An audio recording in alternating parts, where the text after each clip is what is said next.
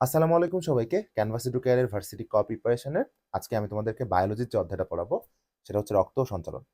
আমরা প্রথমে একটা অধ্যায়ে যাওয়ার আগে একটা বায়ো সার্ভে দেখে নিব, যেটা থেকে আমরা বুঝতে পারবো যে ওই অধ্যায়টা কোন কোন বিশ্ববিদ্যালয়ের জন্য কতটা গুরুত্বপূর্ণ। তোমরা খেয়াল করে দেখো, এখানে আমরা বেশ কয়েকটা টপিক কিন্তু সাজিয়েছি। যেমন এই রক্ত সংক্রান্ত তথ্যাবলী যে বিষয়গুলো আমরা পড়বো, খেয়াল করে দেখো এইটা থেকে কিন্তু ঢাকা বিশ্ববিদ্যালয়ে প্রায় ৮ বার প্রশ্ন এসেছে, জাহাঙ্গীরনগর বিশ্ববিদ্যালয় ৬৮ বার, রাজশাহী বিশ্ববিদ্যালয় ৫১ বার, চট্টগ্রাম বিশ্ববিদ্যালয়ে আসছে ১৯ বার, খুলনা ইউনিভার্সিটিতে ৫ বার, সাস্টে ৩ বার এবং গুচ্ছতে কিন্তু ৩১ বার। সো এই বায়ো সার্ভেটা প্রত্যেকটা অধ্যায়ের শুরুতে আমি তোমাদেরকে দিয়ে দিব, যাতে তোমরা এটা দেখে বুঝতে পারো যে কোন টপিকটাতে তোমাদেরকে একটু বেশি গুরুত্ব দিতে হবে। আমি তো ক্লাসে বলবোই। সো একইভাবে খেয়াল করে দেখো, আমাদের যে হৃৎপিণ্ড থেকে কিন্তু ঢাকা বিশ্ববিদ্যালয়ে ৮ বার প্রশ্ন আসছে, জাহাঙ্গীরনগর ৩১ বার, আরইউতে ১৮ বার, চিটাগং ইউনিভার্সিটিতে ৬ বার, খুলনা ইউনিভার্সিটিতে ২ বার, সাস্টে কিন্তু ৩ বার, গুচ্ছতে আসছে ১৪ বার। জাস্ট তোমরা এইটা একবার দেখে নিবা ক্লাসের শুরুতে। চলো আমরা আর এখানে সময় নষ্ট না করে সরাসরি আমাদের আজকের আলোচনায় চলে যাই। আমরা প্রথমে যে টপিকটা নিয়ে আলোচনা করব সেটা হচ্ছে রক্ত সংক্রান্ত যে তথ্যাবলীগুলো রয়েছে, অর্থাৎ হৃৎপিণ্ডের আগে পর্যন্ত যে বিষয়গুলো রয়েছে সেই বিষয়গুলো নিয়ে আমরা এখন আলোচনা করব। একদম শুরুতে রক্ত পড়তে গেলে আমাদের রক্ত নিয়ে কিন্তু কিছু কি ইনফরমেশন পড়তে হবে। রক্ত পড়তে গেলে আমাদের রক্তের শুরুতে কিন্তু কিছু গুরুত্বপূর্ণ তথ্য দিয়ে কিন্তু আমাদেরকে শুরু করতে হবে। ঠিক আছে?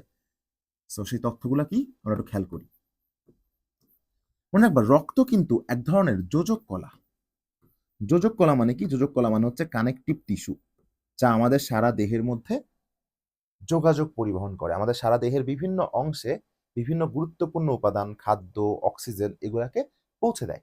বাট খেয়াল করে দেখো তো, এটা যোজক কলা, এটা তো অবশ্যই ঠিক আছে। বাট এটা কি কঠিন না তরল? উত্তর হচ্ছে তরল। তাহলে আমরা রক্তকে বলতে পারি এক ধরনের তরল যোজক কলা। তাহলে বলো, আমরা রক্তকে এক ধরনের কি যোজক কলা বলতে পারি? তরল যোজক কলা বলতে পারি। আচ্ছা, রক্তের সবচেয়ে গুরুত্বপূর্ণ আরেকটা বিষয় তোমরা সবাই জানো যে রক্তের রং কিন্তু হয় লাল, এবং সেই লালটা হয় কারণ রক্তের মধ্যে কি থাকে? রক্তের মধ্যে হিমোগ্লোবিন থাকে। হিমোগ্লোবিন থাকায় কিন্তু রক্ত লাল হয়। এবং আরেকটা জিনিস মনে রাখবা, এই রক্তের মধ্যে লোহিত রক্তকণিকা যেটা, তার মধ্যে হিমোগ্লোবিন থাকে বলেই কিন্তু আলটিমেটলি আমাদের অক্সিজেন পরিবহন যেটা, সেই অক্সিজেন পরিবহনটা সম্ভব হয়। রক্তের স্বাদ যদি তোমাদেরকে বলি, তোমরা কিন্তু জানো রক্তের স্বাদ হচ্ছে নোনতা। এখন এই জায়গায় সবাই একটা ভুল করে। আমরা জানি নোনতা মানে কি, ওর মধ্যে অবশ্যই লবণ আছে বলে নোনতা হয়, তাই না? এখানে কিন্তু কোনো ভুল নাই। বাট ভুলটা হচ্ছে এই যে লবণটা থাকে, এই লবণটা হচ্ছে অজৈব লবণ। তাহলে কি থাকার কারণে রক্তের স্বাদ নোনতা হয়? অজৈব লবণ থাকার কারণে রক্তের স্বাদ নোনতা হয়। পরীক্ষায় দিয়ে দিবে নিচের কোনটি সত্য নয়, যেখানে কিন্তু প্রথম লাইনে হয়তো তুলে দিবে যে জৈব লবণের উপস্থিতির কারণে রক্তের স্বাদ নোনতা হয়। বাট জৈব লবণের উপস্থিতির কারণে কিন্তু রক্তের স্বাদ নোনতা হয় না। অজৈব লবণ যেটা, তার উপস্থিতির কারণেই কিন্তু রক্তের স্বাদটা নোনতা হয়। এখন চিন্তা করে দেখো, রক্তের পিএইচ কত? আমরা কিন্তু সবাই জানি পিএইচ মানে হচ্ছে পাওয়ার অফ হাইড্রোজেন। এটা নর্মালি যদি ৭ থাকে, তাহলে ৭ থাকা মানে হচ্ছে সেটা পিএইচ নিরপেক্ষ। তার মানে সেটা অম্লীয় না, সেটা ক্ষারীয় না। বাট যদি ৭-এর বেশি হয়ে যায়, ৭-এর বেশি হলে কিন্তু এটাকে আমরা বলি হচ্ছে তোমার ক্ষারীয়, এবং ৭-এর থেকে যদি কম হয়, তাহলে ৭-এর কম হলে কিন্তু আমরা এটাকে বলি অম্লীয়, তাই না? তাহলে ৭-এর থেকে কম হলে আমরা এটাকে বলি অম্লীয়। সো রক্তের পিএইচ যে মাত্রা, সেই মাত্রাটাকে মনে রাখবা যে রেঞ্জটা হচ্ছে 7.35 থেকে 7.45। তাহলে বলো কি বললাম? 7.35 থেকে 7.45, যেটাকে আমরা যদি অ্যাভারেজ করি তাহলে হয় 7.4। তাহলে খেয়াল করে দেখো তো, এটা কি ৭-এর নিচে নাকি ৭-এর উপরে? উত্তর হচ্ছে এটা ৭-এর উপরে। তাহলে ৭-এর উপরে হওয়া মানে কি? এটা অম্লীয় না ক্ষারীয়? এটা ক্ষারীয়। এখন চিন্তা করে দেখো তো, ৭-এর চেয়ে কি অনেক উপরে না ৭-এর চেয়ে সামান্য উপরে?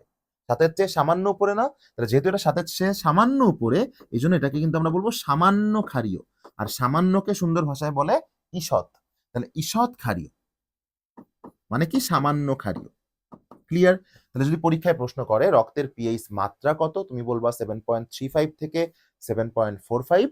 যদি বলে রক্তের পিএইচ কত, তাহলে তুমি বলবা হচ্ছে 7.4। ওকে, নেক্সটে আসো।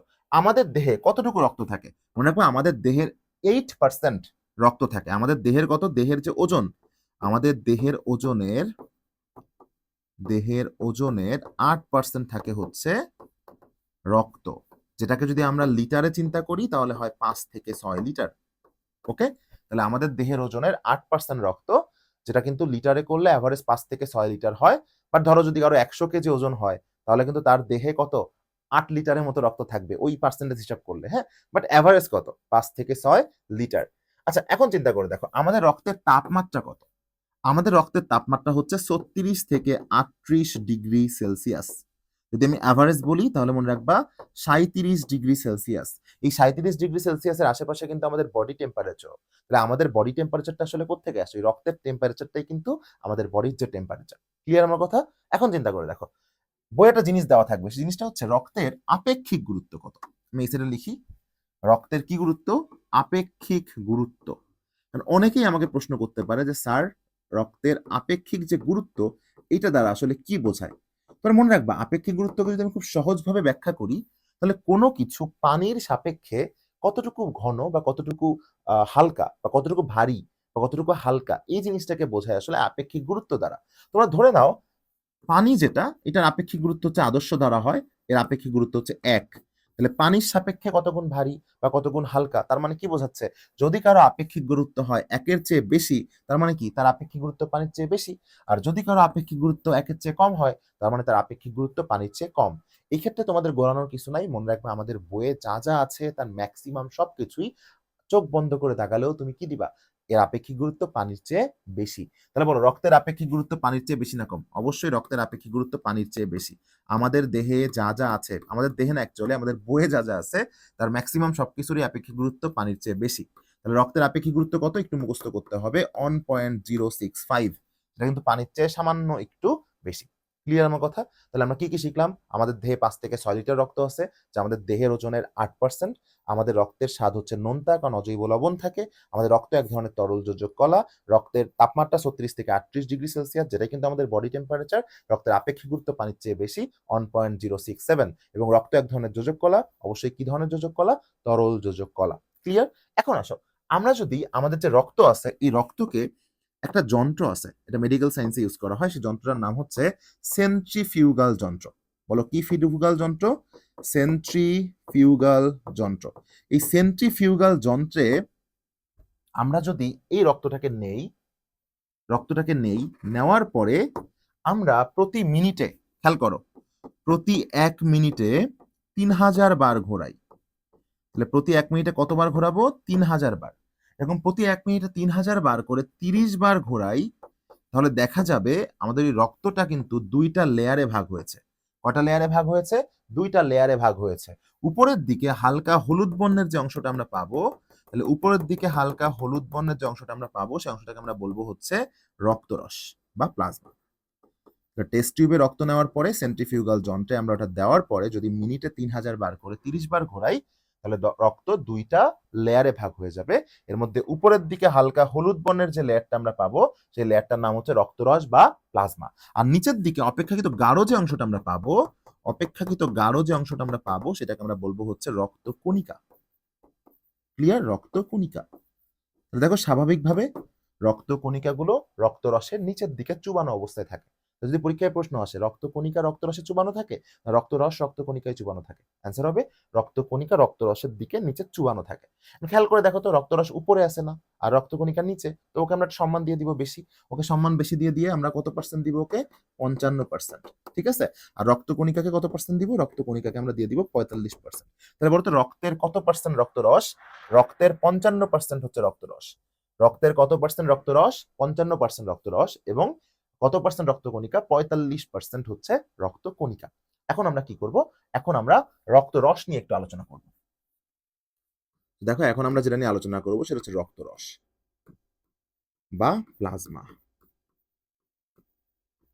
তোমরা মনে রাখবা রক্তরস, রস মানে কি? পানি না?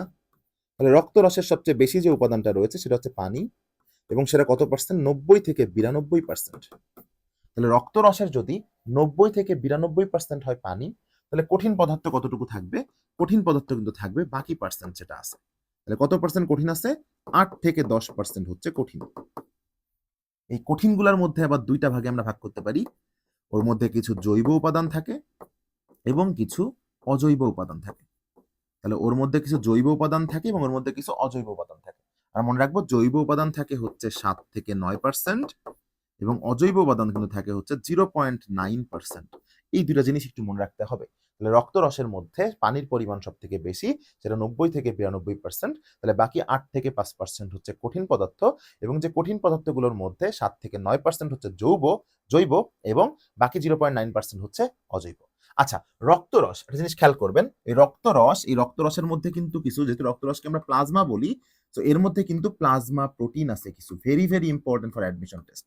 তাহলে রক্তরসের মধ্যে কিছু প্লাজমা প্রোটিন আছে, বা যেটাকে আমরা বলতে পারি রক্ত আমিষ, যেটা পরীক্ষার জন্য খুবই গুরুত্বপূর্ণ। এই 4টা টোটাল কয়টা প্লাজমা প্রোটিন আছে? 4টা।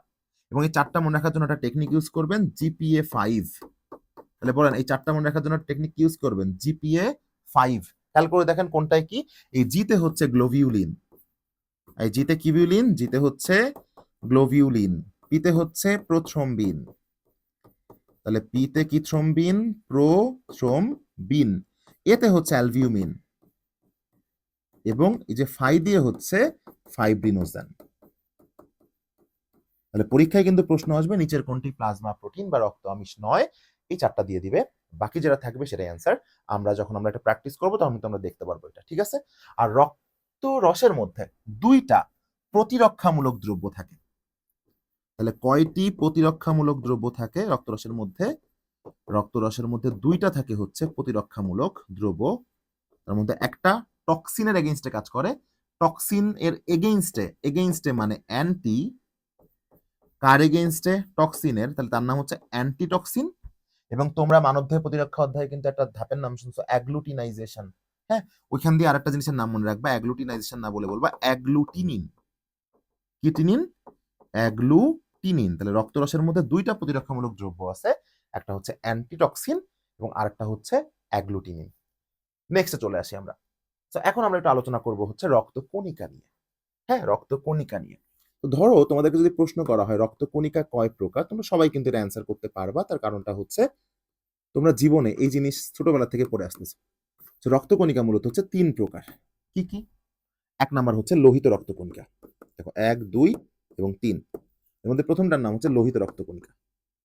আমরা কিন্তু লোহিত রক্তকণিকাকে বলি রেড ব্লাড কর্পাসল বা রেড ব্লাড সেল, এই জন্য ওকে আমরা আরবিসি নামেও রাখতে পারবো। তাহলে এরপরটা কি? সাদা।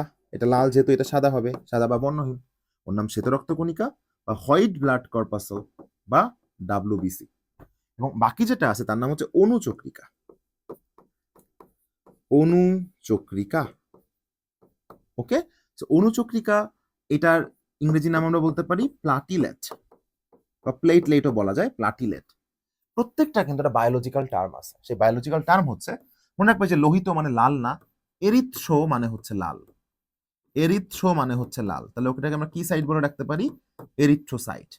লিউকোস মানে সাদা বা বর্ণহীন, তাহলে ওকে আমরা কি সাইট বলতে পারি? লিউকোসাইট। কি সাইট বলতে পারি বলো? লিউকোসাইট। আর যেহেতু অনুচক্রিকা থ্রোম্বোপ্লাস্টিন তৈরি করার মাধ্যমে রক্তপাত বন্ধ করার একটা সূচনা ঘটায়, থ্রোম্বোপ্লাস্টিন তৈরি করে, এই জন্য ওর নাম কিন্তু আমরা বলবো থ্রোম্বোসাইট।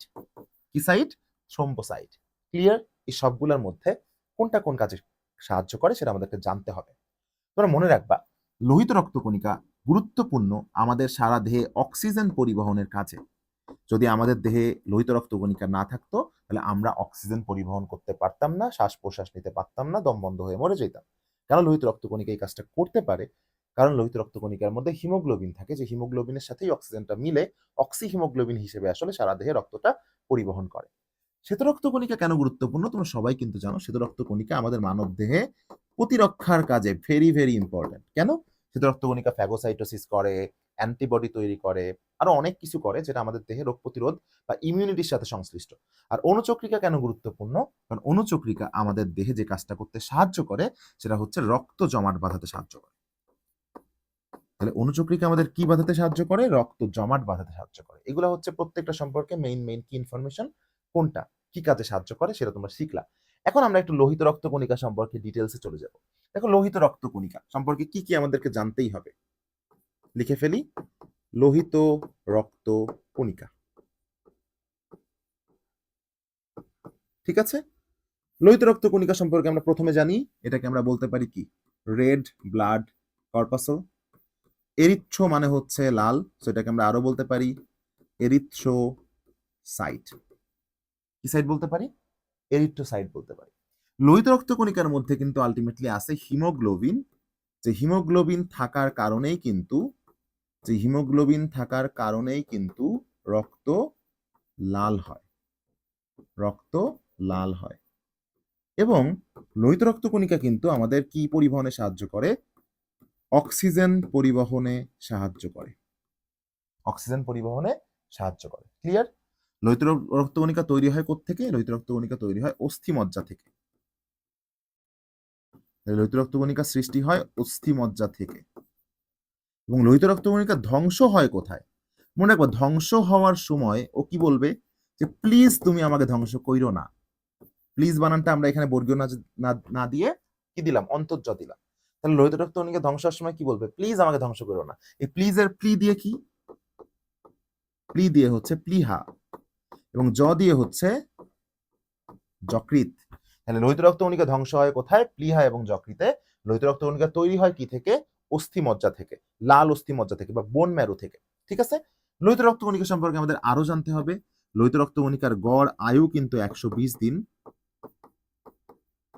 লোহিত রক্তকণিকার গড় আয়ু 120 দিন। এবং লোহিত রক্তকণিকা যেটা, সেই লোহিত রক্তকণিকা সম্পর্কে আমাদেরকে আর কি জানতে হবে? যে লোহিত রক্তকণিকার সংখ্যা কিন্তু আমাদের জানা লাগবে, যে আমাদের দেহে লোহিত রক্তকণিকার সংখ্যা আসলে কত। একটু বলে দেই তোমাদেরকে, পুরো হিসাবটা ক্লিয়ার করি। ধরো এই পৃথিবীতে আমরা সবচেয়ে বেশি সম্মান দিব নারীদেরকে, আর নারীর জন্য আসলে পরিপূরক কারা?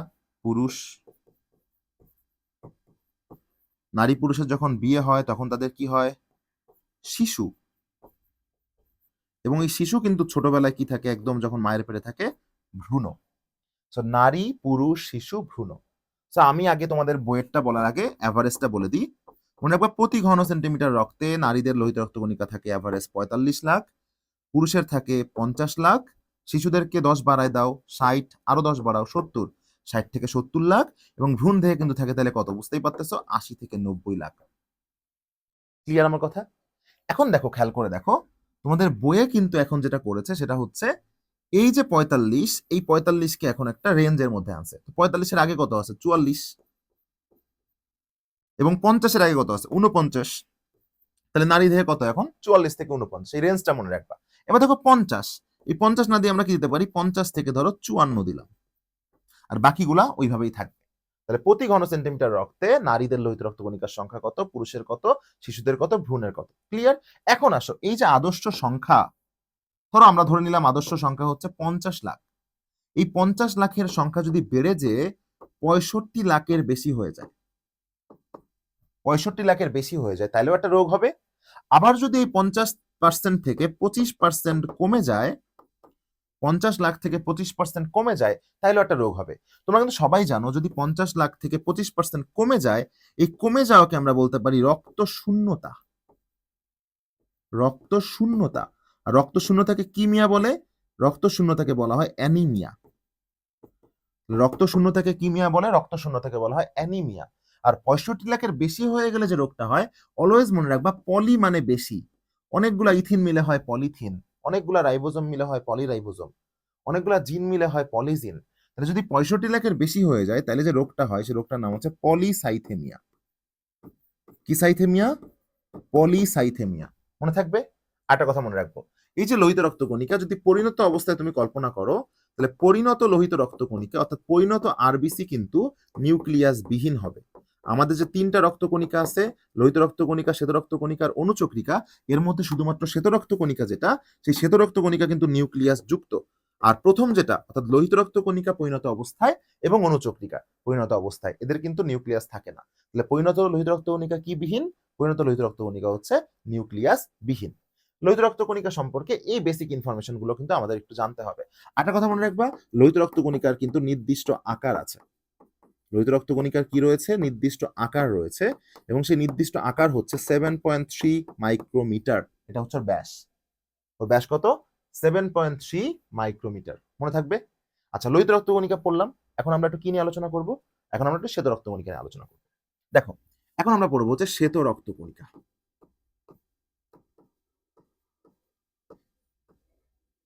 বা ডাব্লিউবিসি। লোহিত রক্তকণিকার সাথে এর কি কি অমিল আছে সেগুলো আগে আমরা পড়ে দেখি। আমরা দেখেছিলাম লোহিত রক্তকণিকার নির্দিষ্ট আকার আছে, বাট এর নির্দিষ্ট কোনো আকার নাই। একেকটার আকার একেক রকম, অনিয়মিত আকার। সেটাকে আমরা বলতে পারি অনিয়ত আকার। কি আকার? অনিয়ত আকার। ক্লিয়ার? ২ নাম্বার আমরা দেখছিলাম লোহিত রক্তকণিকা নিউক্লিয়াস বিহীন কিন্তু শ্বেত রক্তকণিকা নিউক্লিয়াস যুক্ত। শ্বেত রক্তকণিকা কি যুক্ত? নিউক্লিয়াস যুক্ত। আমরা দেখেছিলাম লোহিত রক্তকণিকার কাজ হচ্ছে অক্সিজেন পরিবহনে সাহায্য করা, শ্বেত রক্তকণিকার কাজ হচ্ছে মানবদেহে কি দেওয়া? প্রতিরক্ষা দেওয়া। প্রতিরক্ষা দেওয়া। এখন দেখো শ্বেত রক্তকণিকাকে আমরা না ২ ভাগে ভাগ করতে পারি। সেটা নিয়ে আমরা একটু আলোচনা করি। তাহলে শ্বেত রক্তকণিকাকে কয় ভাগে ভাগ করা যায়? শ্বেত রক্তকণিকাকে ২ ভাগে ভাগ করা যায়। কি কি ভাগে ভাগ করা যায়? আমরা একটু দেখব। দেখো শ্বেত রক্তকণিকাকে যে ২ ভাগে ভাগ করা যায়, তার মধ্যে একটাকে আমরা এবং কিসের ভিত্তিতে আমরা ২ ভাগে ভাগ করব সেটা খুবই ইম্পর্টেন্ট। আমরা একবার দানার ভিত্তিতে। তাহলে শ্বেত রক্তকণিকাকে যে ২ ভাগে ভাগ করা যায়, কিসের ভিত্তিতে? দানার ভিত্তিতে। এই দানার ভিত্তিতে শ্বেত রক্তকণিকা ২ প্রকার।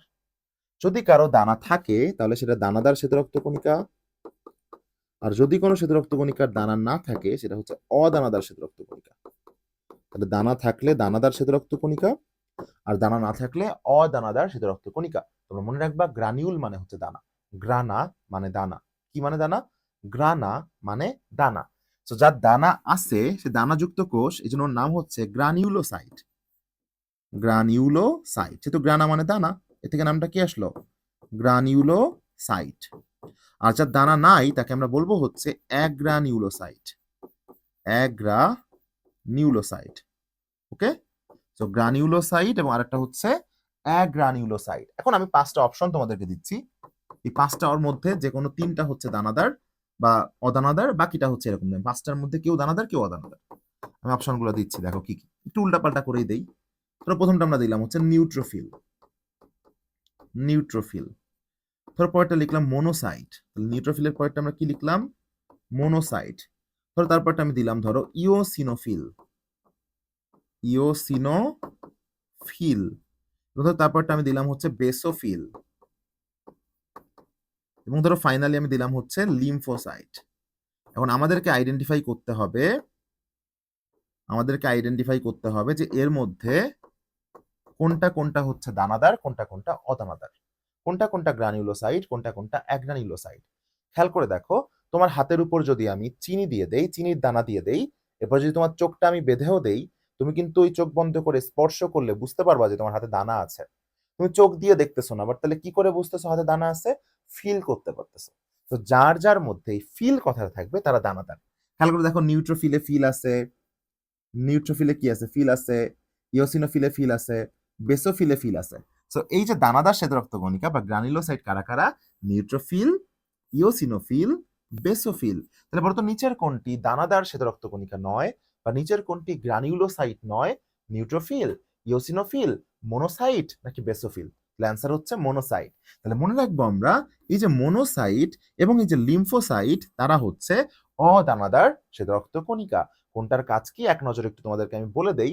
মনে রাখবা এইগুলার মধ্যে যে প্রথম দুইটা অর্থাৎ নিউট্রোফিল আর মোনোসাইট, এরা ফ্যাগোসাইটোসিস প্রক্রিয়া জীবাণু ধ্বংস করে। তাহলে এরা কোন প্রক্রিয়া জীবাণু ধ্বংস করে? ফ্যাগোসাইটোসিস প্রক্রিয়া জীবাণু ধ্বংস করে।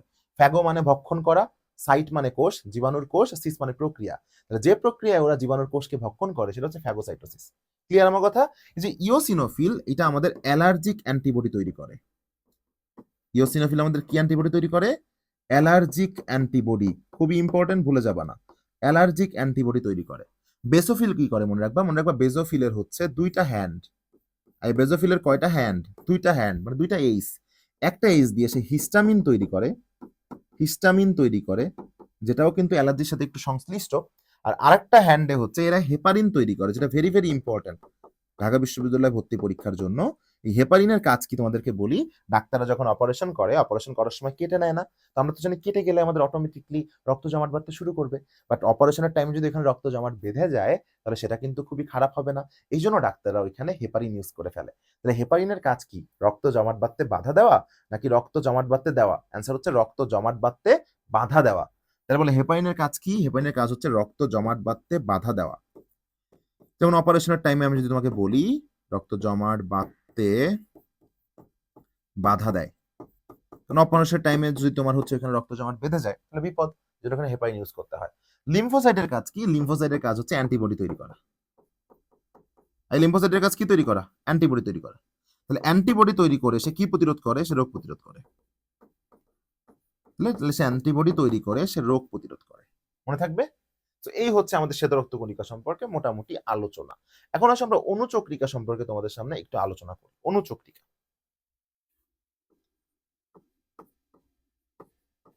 একটু অণুচক্রিকা সম্পর্কে তোমাদের সাথে আমি আলোচনা করি। দেখো, অণুচক্রিকার শুরুতে আছে অণু। এই অণু মানে কিন্তু ক্ষুদ্র। যেহেতু অণু মানে ক্ষুদ্র, তাহলে এটাকে আমরা বলবো এটা ক্ষুদ্রতম রক্তকণিকা। এটা ক্ষুদ্রতম রক্তকণিকা। ওকে, তাহলে অণুচক্রিকা হলো আমাদের ক্ষুদ্রতম রক্তকণিকা। অণুচক্রিকার নিউক্লিয়াসের মতো একটা বৈশিষ্ট্য আছে, সেটা হচ্ছে এরা কিন্তু নিউক্লিয়াস বিহীন। নিউক্লিয়াস মানে কিন্তু লোহিত রক্তকণিকার মতো যে বৈশিষ্ট্য রয়েছে, সেই লোহিত রক্তকণিকার মতো বৈশিষ্ট্যটা হচ্ছে এরা নিউক্লিয়াস বিহীন।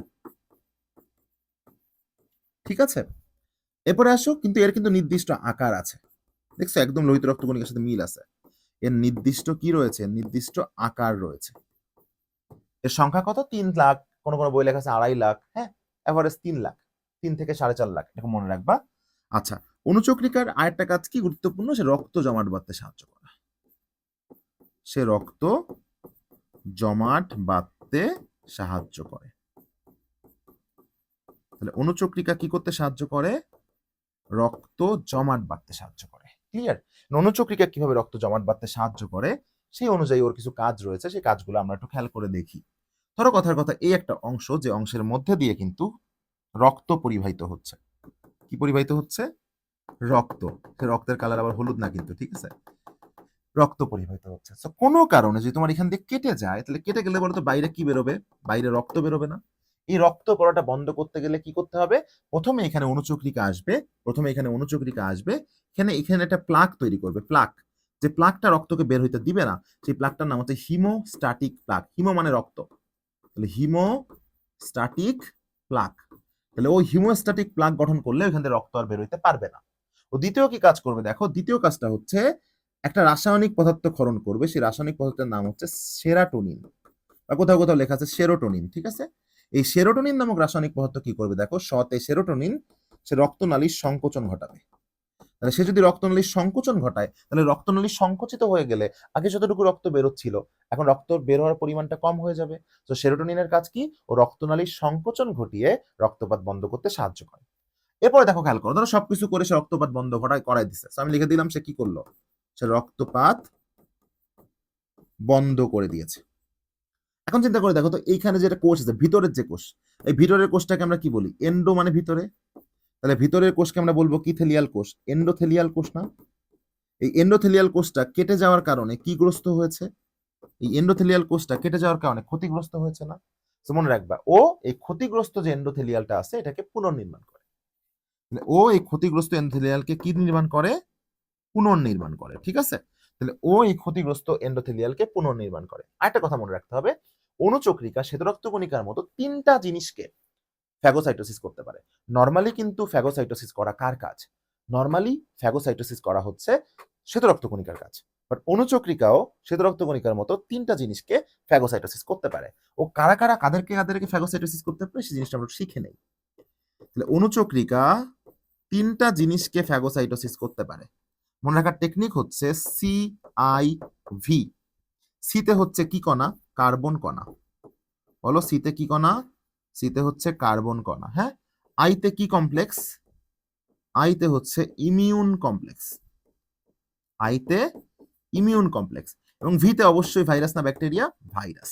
তারপরে তো নিচের কোনটিকে অণুচক্রিকা ফ্যাগোসাইটোসিস করতে পারে না? কার্বন কণা, ইমিউন কমপ্লেক্স, ভাইরাস নাকি ব্যাকটেরিয়া? অ্যান্সার হচ্ছে ব্যাকটেরিয়া।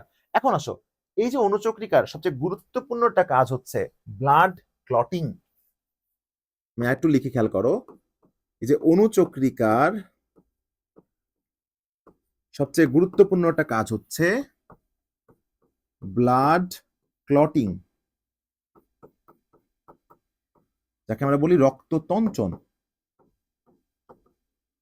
বা যেটাকে আমরা বলতে পারি রক্ত জমাট বাঁধা। এই অণুচক্রিকা কিন্তু এই ব্লাড ক্লটিং বা রক্ত জমাট বাঁধতে সাহায্য করে। এই প্রসেসটা আমাদের জন্য খুবই গুরুত্বপূর্ণ। তোমরা সবাই কিন্তু জানো ঢাকা বিশ্ববিদ্যালয়ে কিন্তু ডিইউতে রিটেন আছে। তো ডিইউ রিটেনের জন্য কিন্তু এই জিনিসটা একটু গুরুত্বপূর্ণ। একটু স্টার দিয়ে দিই আমি। অনুচক্রিকা কিভাবে রক্ত জমাট বাঁধায় এটা কিন্তু পরীক্ষায় আসতে পারে। তাছাড়া কিভাবে আসতে পারে? তাছাড়া আসতে পারে হচ্ছে তোমার আমাদের যে কাজটা পড়ালাম, রক্তরসের কাজ পড়ালাম, হ্যাঁ, তারপর শ্বেত রক্তকণিকার কাজগুলা পড়ালাম, অনুচক্রিকার কাজগুলা পড়ালাম, ঠিক আছে? এইগুলো আসতে পারে। তাহলে ডিইউ রিটেনের জন্য কিন্তু এই যে রক্ত জমাট বাঁধা এটা ইম্পর্টেন্ট, এই কৌশলটা সাথে হচ্ছে বিভিন্ন যে কাজ পড়াইছি এই কাজগুলোও কিন্তু তখন ঢাকা বিশ্ববিদ্যালয় রিটেনের জন্য ইম্পর্টেন্ট। তাহলে আমরা অনুচক্রিকা কিভাবে রক্ত জমাট বাঁধায় সেটা আমরা শিখে ফেলি। মনে রাখবা অনুচক্রিকা রক্ত জমাট বাঁধাতে গেলে টোটাল ওকে 13টা ফ্যাক্টর সাহায্য করে। এই 13টা যে ফ্যাক্টর যারা রক্ত জমাট বাঁধতে অনুচক্রিকাকে সাহায্য করে, ক্লটিং এ সাহায্য করে, তাহলে এইগুলোকে আমরা কি ফ্যাক্টর বলতে পারি? এগুলোকে আমরা বলতে পারি হচ্ছে ক্লটিং ফ্যাক্টর। তাহলে এগুলোকে আমরা কি ফ্যাক্টর বলতে পারি? এগুলোকে আমরা বলতে পারি হচ্ছে ক্লটিং ফ্যাক্টর, ঠিক আছে? তাহলে অনুচক্রিকা আমাদের রক্ত জমাট বাঁধতে যে সাহায্য করে, এখানে টোটাল 13টা ফ্যাক্টর সাহায্য করে, যে 13টা ফ্যাক্টরকে আমরা কিন্তু বলি ব্লাড ক্লটিং ফ্যাক্টর। এই 13টা ফ্যাক্টরের মধ্যে আমাদের মনে রাখতে হবে 4টা ফ্যাক্টর আছে যারা প্রধান ফ্যাক্টর। তাহলে এই 13টা ফ্যাক্টরের মধ্যে 4টি ফ্যাক্টর আছে যারা প্রধান ফ্যাক্টর। এই 4টা ফ্যাক্টর দিয়েই কিন্তু রক্ত জমাট বাঁধার প্রসেসটা মনে রাখা যায়। এই 4টা ফ্যাক্টরের নাম আমরা কিভাবে মনে রাখবো? মনে রাখবো ফুল পড়ে টুপ করে। তাহলে ফুল পড়ে টুপ করে, এই ফুল দিয়ে হচ্ছে ফাইব্রিনোজেন। ফুল দিয়ে কি নোজেন? ফাইব্রিনোজেন। পরে দিয়ে হচ্ছে প্রোথ্রম্বিন। তাহলে পরে দিয়ে কি থ্রম্বিন? প্রোথ্রম্বিন। টুপ দিয়ে হচ্ছে থ্রম্বোপ্লাস্টিন। থ্রম্বোপ্লাস্টিন। এবং করে দিয়ে হচ্ছে ক্যালসিয়াম আয়ন। ভুল করা যাবে না, অনেকে এটাকে ক্যালসিয়াম লেখে, বাট ক্যালসিয়াম আয়ন হবে।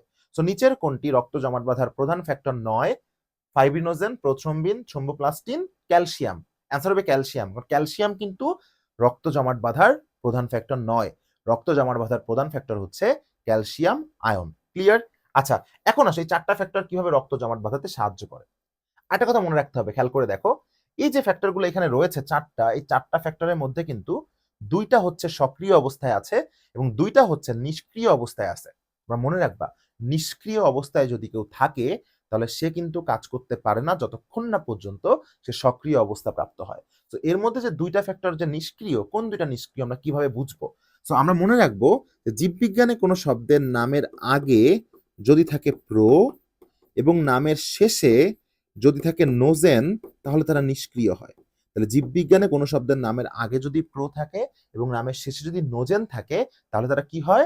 নিষ্ক্রিয় হয়। তাহলে খেয়াল করে দেখো, আমি তোমাদেরকে কটা উদাহরণ দেই। দেখো এখানে যে ফাইব্রিনোজেন আছে, এর লাস্টে কিন্তু নোজেন আছে, তাহলে সে সক্রিয় না নিষ্ক্রিয়? নিষ্ক্রিয়। কখন সে সক্রিয় হবে? যখন সে ফাইব্রিন হবে। আবার দেখো প্রোথ্রম্বিনের নামের আগে প্রো আছে, তাহলে সে নিষ্ক্রিয়। কখন সে সক্রিয় হবে? যখন সে থ্রম্বিন হবে। একইভাবে তোমরা পরিপাক অধ্যায়ে কিন্তু পড়েছো পেপসিনোজেন, প্রোরেনিন। প্রোরেনিন সক্রিয় না নিষ্ক্রিয়? নিষ্ক্রিয়। ওর সক্রিয় ভার্সনকে কি বলে? রেনিন। পেপসিনোজেনের সক্রিয় ভার্সনকে কি বলে? পেপসিন। তো আমরা এটা সক্রিয় করতে পারলেই কিন্তু রক্ত জমাট বাঁধার প্রসেসটা হয়ে যায়। খেয়াল করে দেখো কিভাবে রক্ত জমাট বাঁধে। এই যে দেখো আমরা শেষ থেকে শুরু করি, সবাই শুরু থেকে শুরু করি, আমরা শেষ থেকে শুরু করি। এই দেখো রক্ত জমাট বাঁধার প্রথম যে ফ্যাক্টরটা, তার নাম কি নোজেন? তার নাম ফাইব্রিনোজেন। সে সক্রিয় না নিষ্ক্রিয়? সে নিষ্ক্রিয়। সে যখনই সক্রিয় হয়ে যাবে, অর্থাৎ ফাইব্রিনোজেন থেকে যখন ফাইব্রিন জালক নির্মাণ হবে, ফাইব্রিনোজেন থেকে যখন ফাইব্রিন জালক নির্মাণ হবে, তখন সে হয়ে যাবে সক্রিয় এবং সে রক্ত জমাট বাধায় দিবে। এখন কথা হচ্ছে ভাইয়া, এই ফাইব্রিনোজেনকে ফাইব্রিন বানাইতে সাহায্য করে কে? এই ফাইব্রিনোজেনকে ফাইব্রিন বানাইতে সাহায্য করে যে, তার নাম হচ্ছে থ্রম্বিন। তার নাম কি? তার নাম হচ্ছে থ্রম্বিন। এখন খেয়াল করে দেখো, আমরা কিন্তু এখানে পড়ছি, এখানে কিন্তু থ্রম্বিনও নাই, প্রোথ্রম্বিন আছে। তো দেখো, যে থ্রম্বিন ফাইব্রিনোজেনকে ফাইব্রিন বানাবে, সেই থ্রম্বিনও কিন্তু একসময় প্রোথ্রম্বিন ছিল, তাই না? তাহলে ওই যে প্রোথ্রম্বিন যেটা ছিল, সেটা কিন্তু আলটিমেটলি কি হবে? এই প্রোথ্রম্বিনটা কিন্তু আলটিমেটলি থ্রম্বিন হয়েছে। প্রোথ্রম্বিন। তাহলে এখন কোশ্চেন হচ্ছে ভাইয়া, এই প্রোথ্রম্বিনকে থ্রম্বিন বানায় কে? বাকি দেখো 2টা আছে, একটা হচ্ছে থ্রম্বোপ্লাস্টিন, একটা হচ্ছে কি? Calcium ion. ক্লিয়ার? তাহলে খেয়াল করে দেখো, ওকে কে বানাবে? ওকে বানাবে হচ্ছে কে? ওকে বানাবে হচ্ছে, তাহলে দেখো প্রোথ্রম্বিনকে, থ্রম্বিনকে বানাবে। দেখো নামের মধ্যে কি আছে? প্রোথ্রম্বিন। থ্রম্বিন। তাহলে থ্রম্বিন থেকে আমরা লিখবো কি? প্লাস্টিন। থ্রোম্বোপ্লাস্টিন। থ্রোম্বিন থেকে আমরা লিখবো থ্রোম্বোপ্লাস্টিন।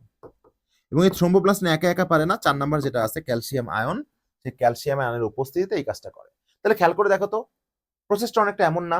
থ্রোম্বোপ্লাস্টিন ক্যালসিয়াম আয়নের সহযোগিতায় প্রোথ্রম্বিনকে থ্রোম্বিন বানায়, থ্রোম্বিন ফাইব্রিনোজেনকে ফাইব্রিন বানায়, তাহলে রক্ত জমাট বেঁধে যায়। তাহলে এই পুরো প্রসেসে প্রথম বলতো কাকে লাগবে? প্রথমে লাগবে হচ্ছে থ্রোম্বোপ্লাস্টিনকে। কারণ যদি এই থ্রোম্বোপ্লাস্টিনটা না আসে তাহলে কিন্তু সে ক্যালসিয়াম আয়নকে জড়ো করে প্রোথ্রম্বিনকে থ্রোম্বিন বানাইতে পারবে না। আর থ্রোম্বিন না হলে ফাইব্রিনোজেন কখনো ফাইব্রিন হবে না। তাহলে এই থ্রোম্বোপ্লাস্টিন জিনিসটা আসলে কোথ থেকে আসে এটা আমাদের মনে রাখতে হবে। ধরো কোনো একটা জায়গা কেটে গেল, কেটে গেলে ওর ভিতর দিয়ে কি পরিবাহিত, ওর মধ্যে কি ছিল? ওর মধ্যে রক্ত ছিল না? ওর মধ্যে রক্ত ছিল না, তাহলে কেটে গেলে কি এই জায়গাটা কি রক্ত বেরোচ্ছে না? এই রক্ত যখন বেরোচ্ছে, আমরা সবাই জানি এই রক্তকে বন্ধ করার জন্য এই জায়গাটায় কে আসবে? এই জায়গাটায় আসবে কিন্তু অনুচক্রিকা। আর আমরা জানি অনুচক্রিকাই কিন্তু রক্ত জমাট বাঁধাইতে পারে। আর আমরা সবাই কিন্তু জানি অনুচক্রিকাকে আমরা বলি থ্রোম্বোসাইট। এই অনুচক্রিকাকে আমরা কি বলি? থ্রোম্বোসাইট। তাহলে যখন অনুচক্রিকা আসবে, থ্রোম্বোসাইট আসবে, তখন থ্রোম্বোসাইট কি তৈরি করে দিবে? থ্রোম্বোপ্লাস্টিন। এই থ্রোম্বোপ্লাস্টিনের দুইটা কাজ। একটা জিনিস খেয়াল করে দেখো তো, আমাদের রক্তের মধ্যে কিন্তু হেপারিন আছে। তো ওই রক্তটা যদি এখন ওই হেপারিনটা থাকে তাহলে কিন্তু এই রক্ত জমাট বাঁধতে আমাদের দিবে না। তো থ্রোম্বোপ্লাস্টিন প্রথমেই এসে সে কাকে অকেজো করে দেয়? সে প্রথমে এসেই সে হেপারিনকে অকেজো করে দেয়। তাহলে সে প্রথমে এসেই হেপারিনকে অকেজো করে দেয়, কারণ হেপারিন রক্ত জমাট বাঁধতে বাধা দেয়। সো ওকে অকেজো করে দিলে আর কোনো বাধা নাই। এখন সে কি করবে? সে ক্যালসিয়াম আয়নের উপস্থিতিতে নিষ্ক্রিয় প্রথ্রম্বিনকে সক্রিয় থ্রোম্বিনে পরিণত করবে। আর থ্রোম্বিনটা নিষ্ক্রিয় ফাইব্রিনোজেনকে সক্রিয় ফাইব্রিনে রূপান্তর করে দিলেই রক্ত জমাট বেঁধে যাবে। মনে রাখবা, এই রক্ত জমাট বাঁধার টোটাল প্রসেস সম্পন্ন হতে সময় লাগে 4 থেকে 5 মিনিট। এই 4 থেকে 5 মিনিট হচ্ছে রক্ত জমাট বাঁধার সময়কাল, যেটাকে আমরা বলতে পারি রক্ততঞ্চনকাল। রক্ততঞ্চনকাল। তাহলে বলতো রক্তক্ষরণকাল যেটা, তাহলে আমরা যেটাকে বলতে পারি স্বাভাবিক রক্ত ক্ষরণকাল কোনটা? স্বাভাবিক রক্তক্ষরণকাল মানে কি? ধরো 4 থেকে 5তম মিনিটে যে রক্ত জমাট বেঁধে গেছে, তাহলে এর আগের যে সময়টা অর্থাৎ 1 থেকে 4 মিনিট রক্ত পড়ছে না, তাহলে এটা হচ্ছে স্বাভাবিক রক্তক্ষরণকাল। স্বাভাবিক রক্তক্ষরণকাল 1 থেকে 4 মিনিট, আর রক্ত জমাট বাঁধার বা রক্ত তঞ্চনের সময়কাল 4 থেকে 5 মিনিট। তোমরা কোনো সময় কেটে গেলে দেখবা রক্ত জমাট বাঁধার পরেও ওইখান দিয়ে একটা তরল অংশ বের হয়। তরল অংশ বের হয়। তো রক্ত জমাট বেঁধে যাওয়ার পরে যে তরল অংশটা বের হয় ওটা এখানে লিখে দিই। রক্ত জমাট বেঁধে যাওয়ার পরে ধরো রক্ততঞ্চন হয়ে গেছে, এই রক্ততঞ্চন হয়ে যাওয়ার পরে ওইখান দিয়ে যে তরল অংশটা বের হয়, এই তরল অংশটাকে আমরা বলি হচ্ছে সিরাম। মনে রাখবা, সিরাম নিয়ে জীববিজ্ঞানের যে শাখায় আলোচনা করা হয় তাকে বলা হয় সেরোলজি। লজি মানে জ্ঞান বা বিজ্ঞান। তাহলে সিরাম নিয়ে জীববিজ্ঞানের যে শাখায় আলোচনা করা হয় তাকে বলা হয় সেরোলজি। আর এই সিরামের গঠন কিন্তু কার মতো? রক্তরসেরই মতো। অর্থাৎ রক্তরসেরও ঠিক যা যা আছে সিরামেরও প্রায় তাই তাই আছে, কিন্তু সিরামে কিন্তু ফাইব্রিনোজেন থাকবে না। শুধুমাত্র রক্তরসে যেমন ফাইব্রিনোজেন থাকে, বাট সিরামে কিন্তু ফাইব্রিনোজেনটা থাকে না। তাহলে সিরামে কি থাকে না বলো? সিরামে ফাইব্রিনোজেন থাকে না। ঠিক আছে? তাহলে রক্ত জমাট বেঁধে যাওয়ার পরে ওইখান দিয়ে যে হালকা হলুদ বর্ণের একটা তরল অংশ বের হয়, সেই তরল অংশের নাম হচ্ছে সিরাম। সিরাম নিয়ে জীববিজ্ঞানের যে শাখায় আলোচনা করা হয় সেটা হচ্ছে সেরোলজি। এবং সিরামে এর গঠনটা হচ্ছে রক্তরসের মতোই, শুধু এখানে ফাইব্রিনোজেন থাকে না। তাহলে এই কিন্তু ছিল আমাদের রক্ত সংক্রান্ত যেসব তথ্যাবলী। এখন এই রক্ত সংক্রান্ত তথ্যাবলী থেকে আমাদের কিছু কোশ্চেন, গুরুত্বপূর্ণ এমসিকিউ সলভ করতে হবে, যে এমসিকিউ গুলো আসলে পরীক্ষার জন্য আসে। হ্যাঁ, সো প্রথমে একটা প্রশ্ন দেখো, খেয়াল করো যে রক্তে যদি অক্সিজেনের মাত্রা কমে যায় তাহলে কোন হরমোন নিঃসৃত হয়? এখানে এটা কিন্তু খুব গুরুত্বপূর্ণ একটা কোশ্চেন। খেয়াল করো, আমরা জানি রক্তের অক্সিজেনের সাথে সম্পর্কিত কার? অক্সিজেনের সাথে সম্পর্কিত কোন রক্তকণিকার? অক্সিজেনের সাথে সম্পর্কিত হচ্ছে লোহিত রক্তকণিকা। আর এই লোহিত রক্তকণিকা, এই লোহিত রক্তকণিকা সৃষ্টি করে, লোহিত রক্তকণিকা সৃষ্টি হয় কোথায়? এই লোহিত রক্তকণিকা সৃষ্টি হয় কিন্তু অস্থি মজ্জায়। অস্থি মজ্জায়, তাই না? অস্থি মজ্জাকে ইংলিশে কি বলে? বোন ম্যারু। বোন ম্যারু। এখন এই বোন ম্যারুতে লোহিত রক্তকণিকা সৃষ্টির জন্য আমাদের বৃক্ক যে হরমোনটা ক্ষরণ করে সেই হরমোনটার নাম কি? লোহিত রক্তকণিকা সৃষ্টির জন্য না, লোহিত রক্তকণিকা মানে কি? এরিথ্রোসাইট। এই এরিথ্রোসাইট থেকে মনে রাখবা এটার নাম হচ্ছে এরিথ্রোপোয়েটিন। এই কি পোয়েটিন? এরিথ্রোপোয়েটিন। তাহলে খেয়াল করো, অক্সিজেন কমে গেছে মানে লোহিত রক্তকণিকার ঘাটতি হয়েছে। লোহিত রক্তকণিকা তৈরি করতে সাহায্য করে কোন হরমোন? এরিথ্রোপোয়েটিন। তাহলে বলো তো এখানে অ্যান্সারটা কি হবে? এরিথ্রোপয়েটিন। ক্লিয়ার? চলো আমরা নেক্সট কোশ্চেনে চলে আসি। পরবর্তী প্রশ্ন হচ্ছে লোহিত রক্তকণিকার প্রধান প্রোটিন কোনটি? লোহিত রক্তকণিকার প্রধান প্রোটিন কোনটি? লোহিত রক্তকণিকার প্রধান প্রোটিনটা হচ্ছে গ্লোবিউলিন। এটা মনে রাখতে হবে, গ্লোবিউলিন। ঠিক আছে? আসলে তোমরা সবাই জানো লোহিত রক্তকণিকার মধ্যে কিন্তু হিম আর গ্লোবিন থাকে। সো গ্লোবিনটাও কিন্তু লোহিত রক্তকণিকার প্রোটিন। নেক্সট আসো কি বলছে দেখো, মানবদেহে রক্তের প্লাজমার স্বাভাবিক পিএইচ কত? দেখো রক্তের পিএইচ 7.35 থেকে 7.45, এভারেজ 7.4, তাহলে রক্তের প্লাজমার পিএইচও কিন্তু এভারেজ কত হবে? 7.4। এটা তোমরা কিন্তু জানো অলরেডি। দেখো পরবর্তী প্রশ্ন হচ্ছে, আমরা পরবর্তী স্লাইডে চলে যাই। পরবর্তী প্রশ্ন হচ্ছে মানবদেহের স্টেম কোষ কোথায় অবস্থিত? মানবদেহের স্টেম কোষ কোথায় অবস্থিত? এটা আমরা বুঝতে গেলে আমরা একটা জিনিস তোমাদেরকে শিখিয়ে দিই একবারে। হ্যাঁ, মনে রাখবা আমাদের দেহের লোহিত রক্তকণিকা সহ গুরুত্বপূর্ণ সব রক্তকণিকা অস্থি মজ্জায় তৈরি হয়। এই অস্থি যে মজ্জা, সেই অস্থি মজ্জা দুই প্রকার,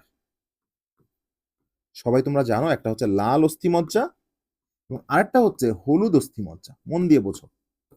তাহলে আমাদের যে অস্থি মজ্জা, এই অস্থি মজ্জা কয় ধরনের? দুই ধরনের। একটা হচ্ছে লাল অস্থি মজ্জা এবং আরেকটা হচ্ছে হলুদ অস্থি মজ্জা। মনে রাখবে যে লাল অস্থি মজ্জাকে আবার দুই ভাগে ভাগ করা যায়।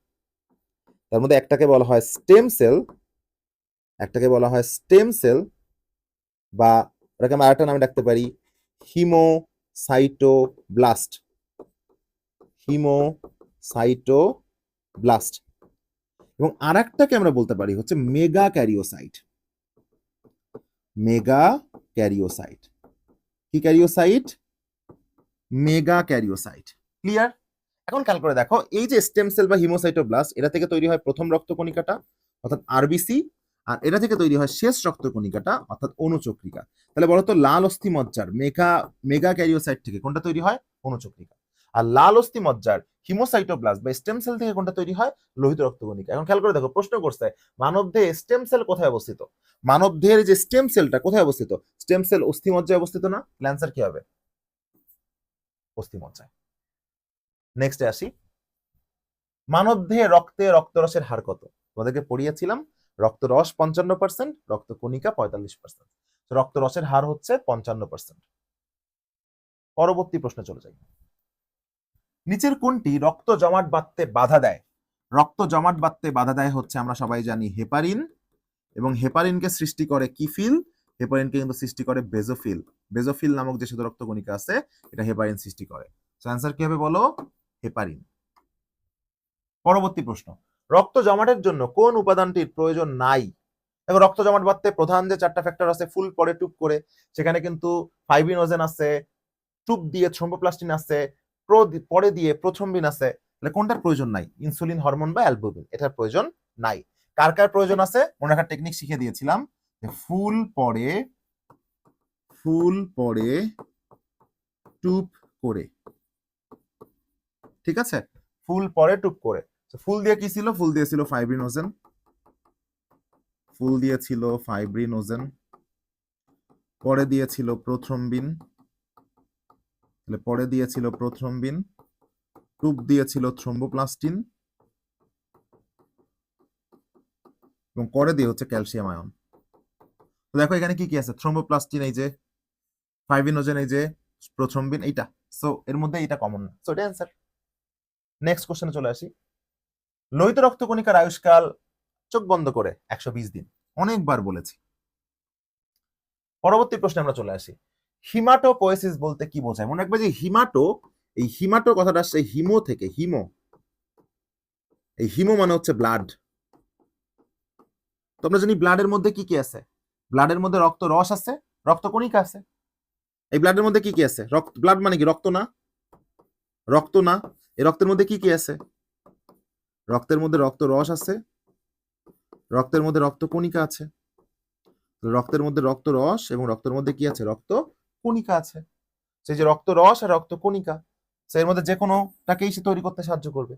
সো আর একটা কথা মনে রাখি, যে পোয়েসিস, মনে রাখবো আমরা জেনেসিস আর পোয়েসিস। কি কি বললাম? জেনেসিস আর পোয়েসিস, এই দুটো জিনিস মানে হচ্ছে সৃষ্টি করার প্রক্রিয়া, সৃষ্টি বা তৈরি করার প্রক্রিয়া। এখন তোমরা আমাকে বলো তো, হিমাটোপোয়েসিস কি তৈরি করতে সাহায্য করে? রক্তকণিকা তৈরি, রক্তকণিকা উৎপাদনে সাহায্য করে। নেক্সট আমরা চলে আসি, অ্যান্টিবডি তৈরি করে কোনটা? আমরা দেখেছিলাম শ্বেত রক্তকণিকার মধ্যে কি কি ছিল? লিম্ফোসাইট, মোনোসাইট, ইওসিনোফিল, বেসোফিল, এগুলো ছিল না? এর মধ্যে অ্যান্টিবডি তৈরি করছিল কোন সাইট? লিম্ফোসাইট। অ্যান্টিবডি তৈরি করতে সাহায্য করে কে? লিম্ফোসাইট। মোনোসাইট কি করে? মোনোসাইট হচ্ছে ফ্যাগোসাইটোসিস করে, আমরা লিখে দিই তোমাদেরকে সহজ হবে। মোনোসাইট তোমাদের ফ্যাগোসাইটোসিস করে। বেসোফিল কি তৈরি করে? হেপারিন তৈরি করে। এবং ইওসিনোফিল অ্যালার্জিক অ্যান্টিবডি তৈরি করে। অ্যালার্জিক অ্যান্টিবডি তৈরি করে। সো কে তোমার হচ্ছে অ্যান্টিবডি তৈরি করে? শুধু অ্যান্টিবডি তৈরি করে হচ্ছে লিম্ফোসাইট। পরবর্তী স্লাইডে চলে আসে, দেখো কি বলছে, প্রোথ্রম্বিনকে থ্রম্বিনে পরিণত করে কে? আমরা সবাই জানি প্রোথ্রম্বিনকে থ্রম্বিনে পরিণত করে, আমরা এইভাবে দেখেছিলাম, মনে আছে তোমাদের? দেখো এখানে দেখিয়ে দিই, এই যে ফাইব্রিনোজেনকে ফাইব্রিন বানায় হচ্ছে থ্রম্বিন। আর থ্রম্বিনটা আগে কি ছিল? থ্রম্বিনটা আগে ছিল হচ্ছে প্রোথ্রম্বিন। থ্রম্বিনটা আগে ছিল প্রোথ্রম্বিন। এই প্রোথ্রম্বিনকে থ্রম্বিন বানায় কে? থ্রম্বোপ্লাস্টিন। থ্রম্বোপ্লাস্টিন সাথে কার উপস্থিতিতে হেল্প করে? Calcium ion. সেন্সার কি হবে এখানে? থ্রম্বোপ্লাস্টিন যেহেতু নাই, সেন্সার কি হবে? ক্যালসিয়াম। প্রোথ্রম্বিনকে থ্রম্বিনে পরিণত করে ক্যালসিয়াম। আর এখানে ভুল আছে, হ্যাঁ, শুধু ক্যালসিয়াম বললে হবে না, কিন্তু বলতে হবে কি? Calcium ion. Okay, so calcium ion. এটা জাহাঙ্গীরনগর বিশ্ববিদ্যালয়ে এই প্রশ্নটা ভুল লিখেছিল, এই জন্য এটা ভুল তোলা আছে। কোন অঙ্গটি অণুচক্রিকা উৎপাদন নিয়ন্ত্রণ করে? আমরা এই যে এইখানে চলে আসতে হবে, খেয়াল করে দেখো, এইখানে চলে আসবো, তাহলে বুঝতে পারবা। এই যে দেখো, অস্থিমজ্জা, লাল অস্থিমজ্জা আর হলুদ অস্থিমজ্জা। লাল অস্থিমজ্জার দুইটা অংশ আছে, স্টেম কোষ আর মেগাক্যারিওসাইট।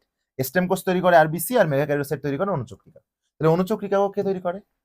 অস্থিমজ্জা। তাহলে অণুচক্রিকাকেও তৈরি করে কিন্তু অস্থিমজ্জা। ওকে, আমরা স্লাইডে চলে আসি। সো কোনটি অণুচক্রিকা উৎপাদন করতে সাহায্য করে? অ্যান্সার হবে অস্থিমজ্জা। পরবর্তী প্রশ্ন চলে যাই, দেখো, সিরামে কোনটি থাকে না? ওই যে আমরা পড়ছিলাম সিরাম কি জিনিস, রক্ত জমাট বাঁধার পরে সেই রক্ত জমাট বাঁধার অংশ থেকে একটা তরল অংশ নির্গত হয়, যার নাম সিরাম। সিরাম নিয়ে জীববিজ্ঞানের যে শাখায় আলোচনা করা হয় তাকে বলছিলাম সেরোলজি।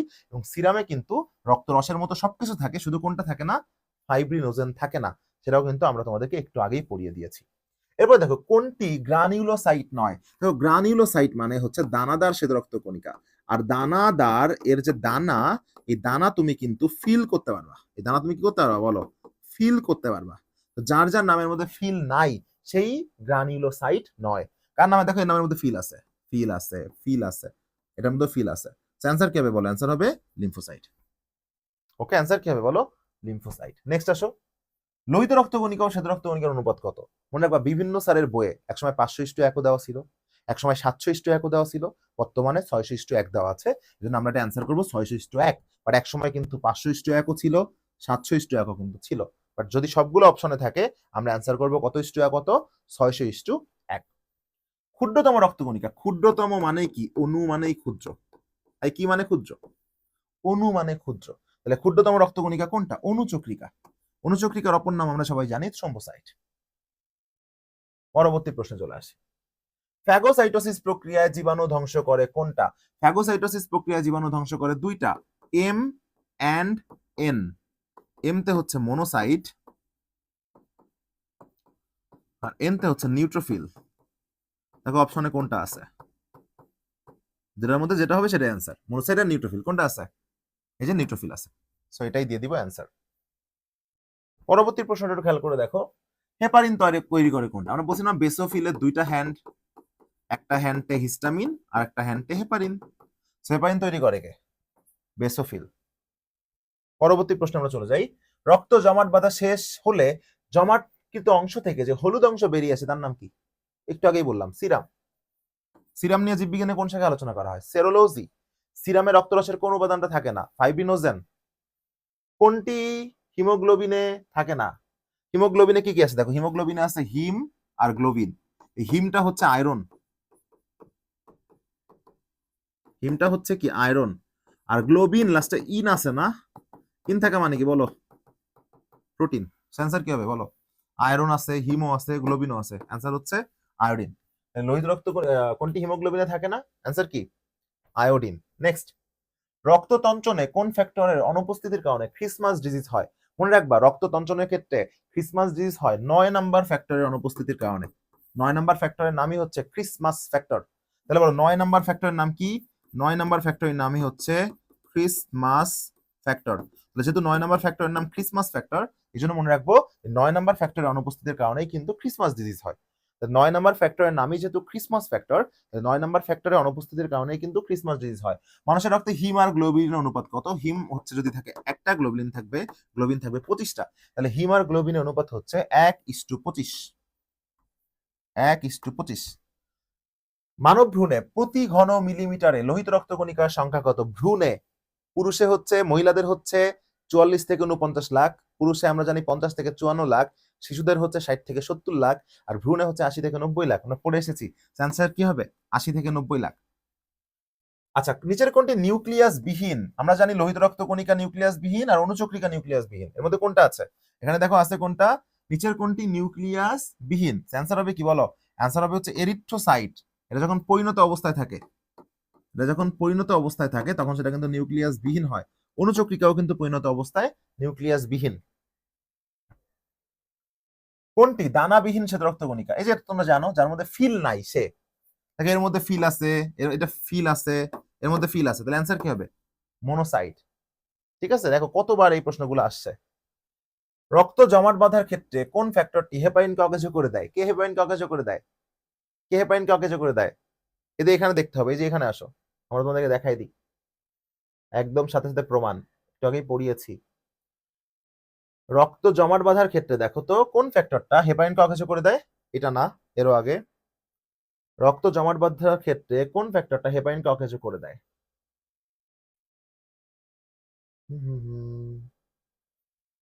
ব্যাখ্যায় চলে যেতে হবে আমাদেরকে। এই যে দেখো, এই যে থ্রোম্বোপ্লাস্টিনটা হেপারিনকে অকেজ করে দেয়।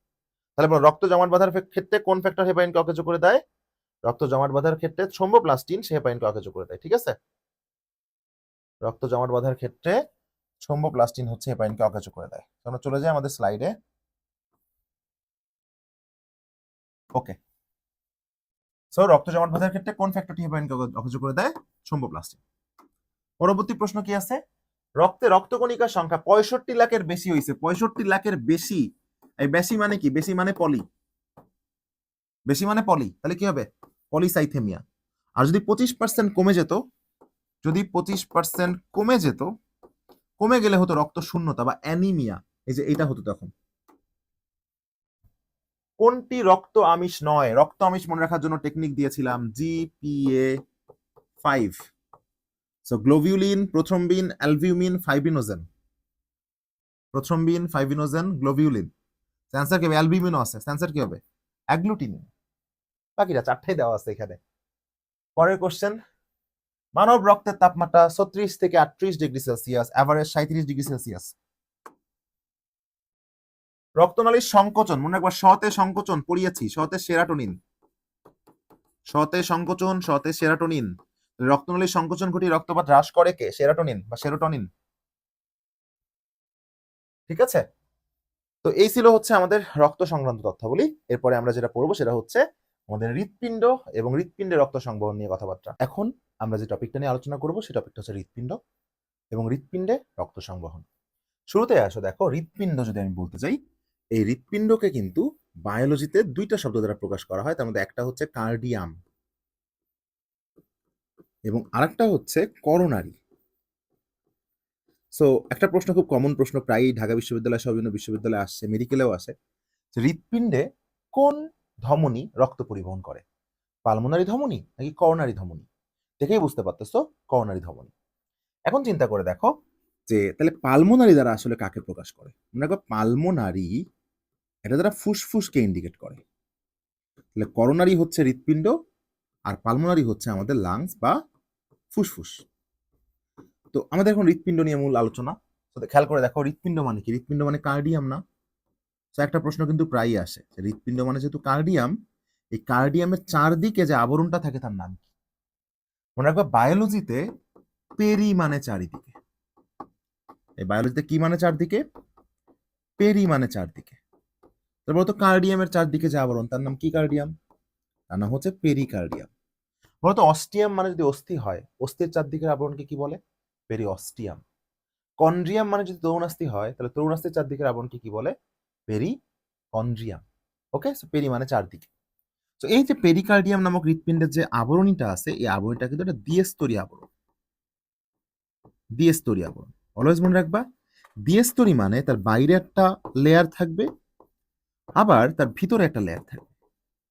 তো বাইরে আর ভিতরে দুইটা টার্ম দ্বারা প্রকাশ করা হয়, একটা হচ্ছে প্যারাইটাল এবং আরেকটা হচ্ছে ভিসেরাল। তোমাকে যদি প্রশ্ন করা হয় যে ভিতরে কোনটা, তাহলে ভিতে ভিতরে, ভিতে ভিসেরাল। কি বলবো বলো? ভিতে দেখো ভিতরে, ভিতে হচ্ছে ভিসেরাল। তাহলে ভিতে ভিতরে, ভিতে ভিসেরাল। তাহলে বাইরেরটাকে যে কি বলে? বাকি যেটা থাকে, তো বাইরেরটা হচ্ছে প্যারাইটাল। হৃৎপিণ্ডের বাইরের স্তরকে বলা হয় প্যারাইটাল স্তর এবং ভিতরের স্তরকে বলা হয় ভিসেরাল স্তর। এবং মনে রাখবা, এই প্যারাইটাল আর ভিসেরাল মিলেই কিন্তু আসলে পেরিকার্ডিয়াম। সো এই প্যারাইটাল আর ভিসেরালের মাঝখানে একটা ফ্লুইড থাকে, যে ফ্লুইডটা হৃৎপিণ্ডের ঘর্ষণকে কমায়, সংকোচন প্রসারণকে সহজ করে। সেই ফ্লুইডটার নাম কি? যেহেতু পেরিকার্ডিয়ামের মধ্যে থাকা ফ্লুইড, এই জন্য এই ফ্লুইডটার নাম আমরা দিব পেরিকার্ডিয়াল ফ্লুইড।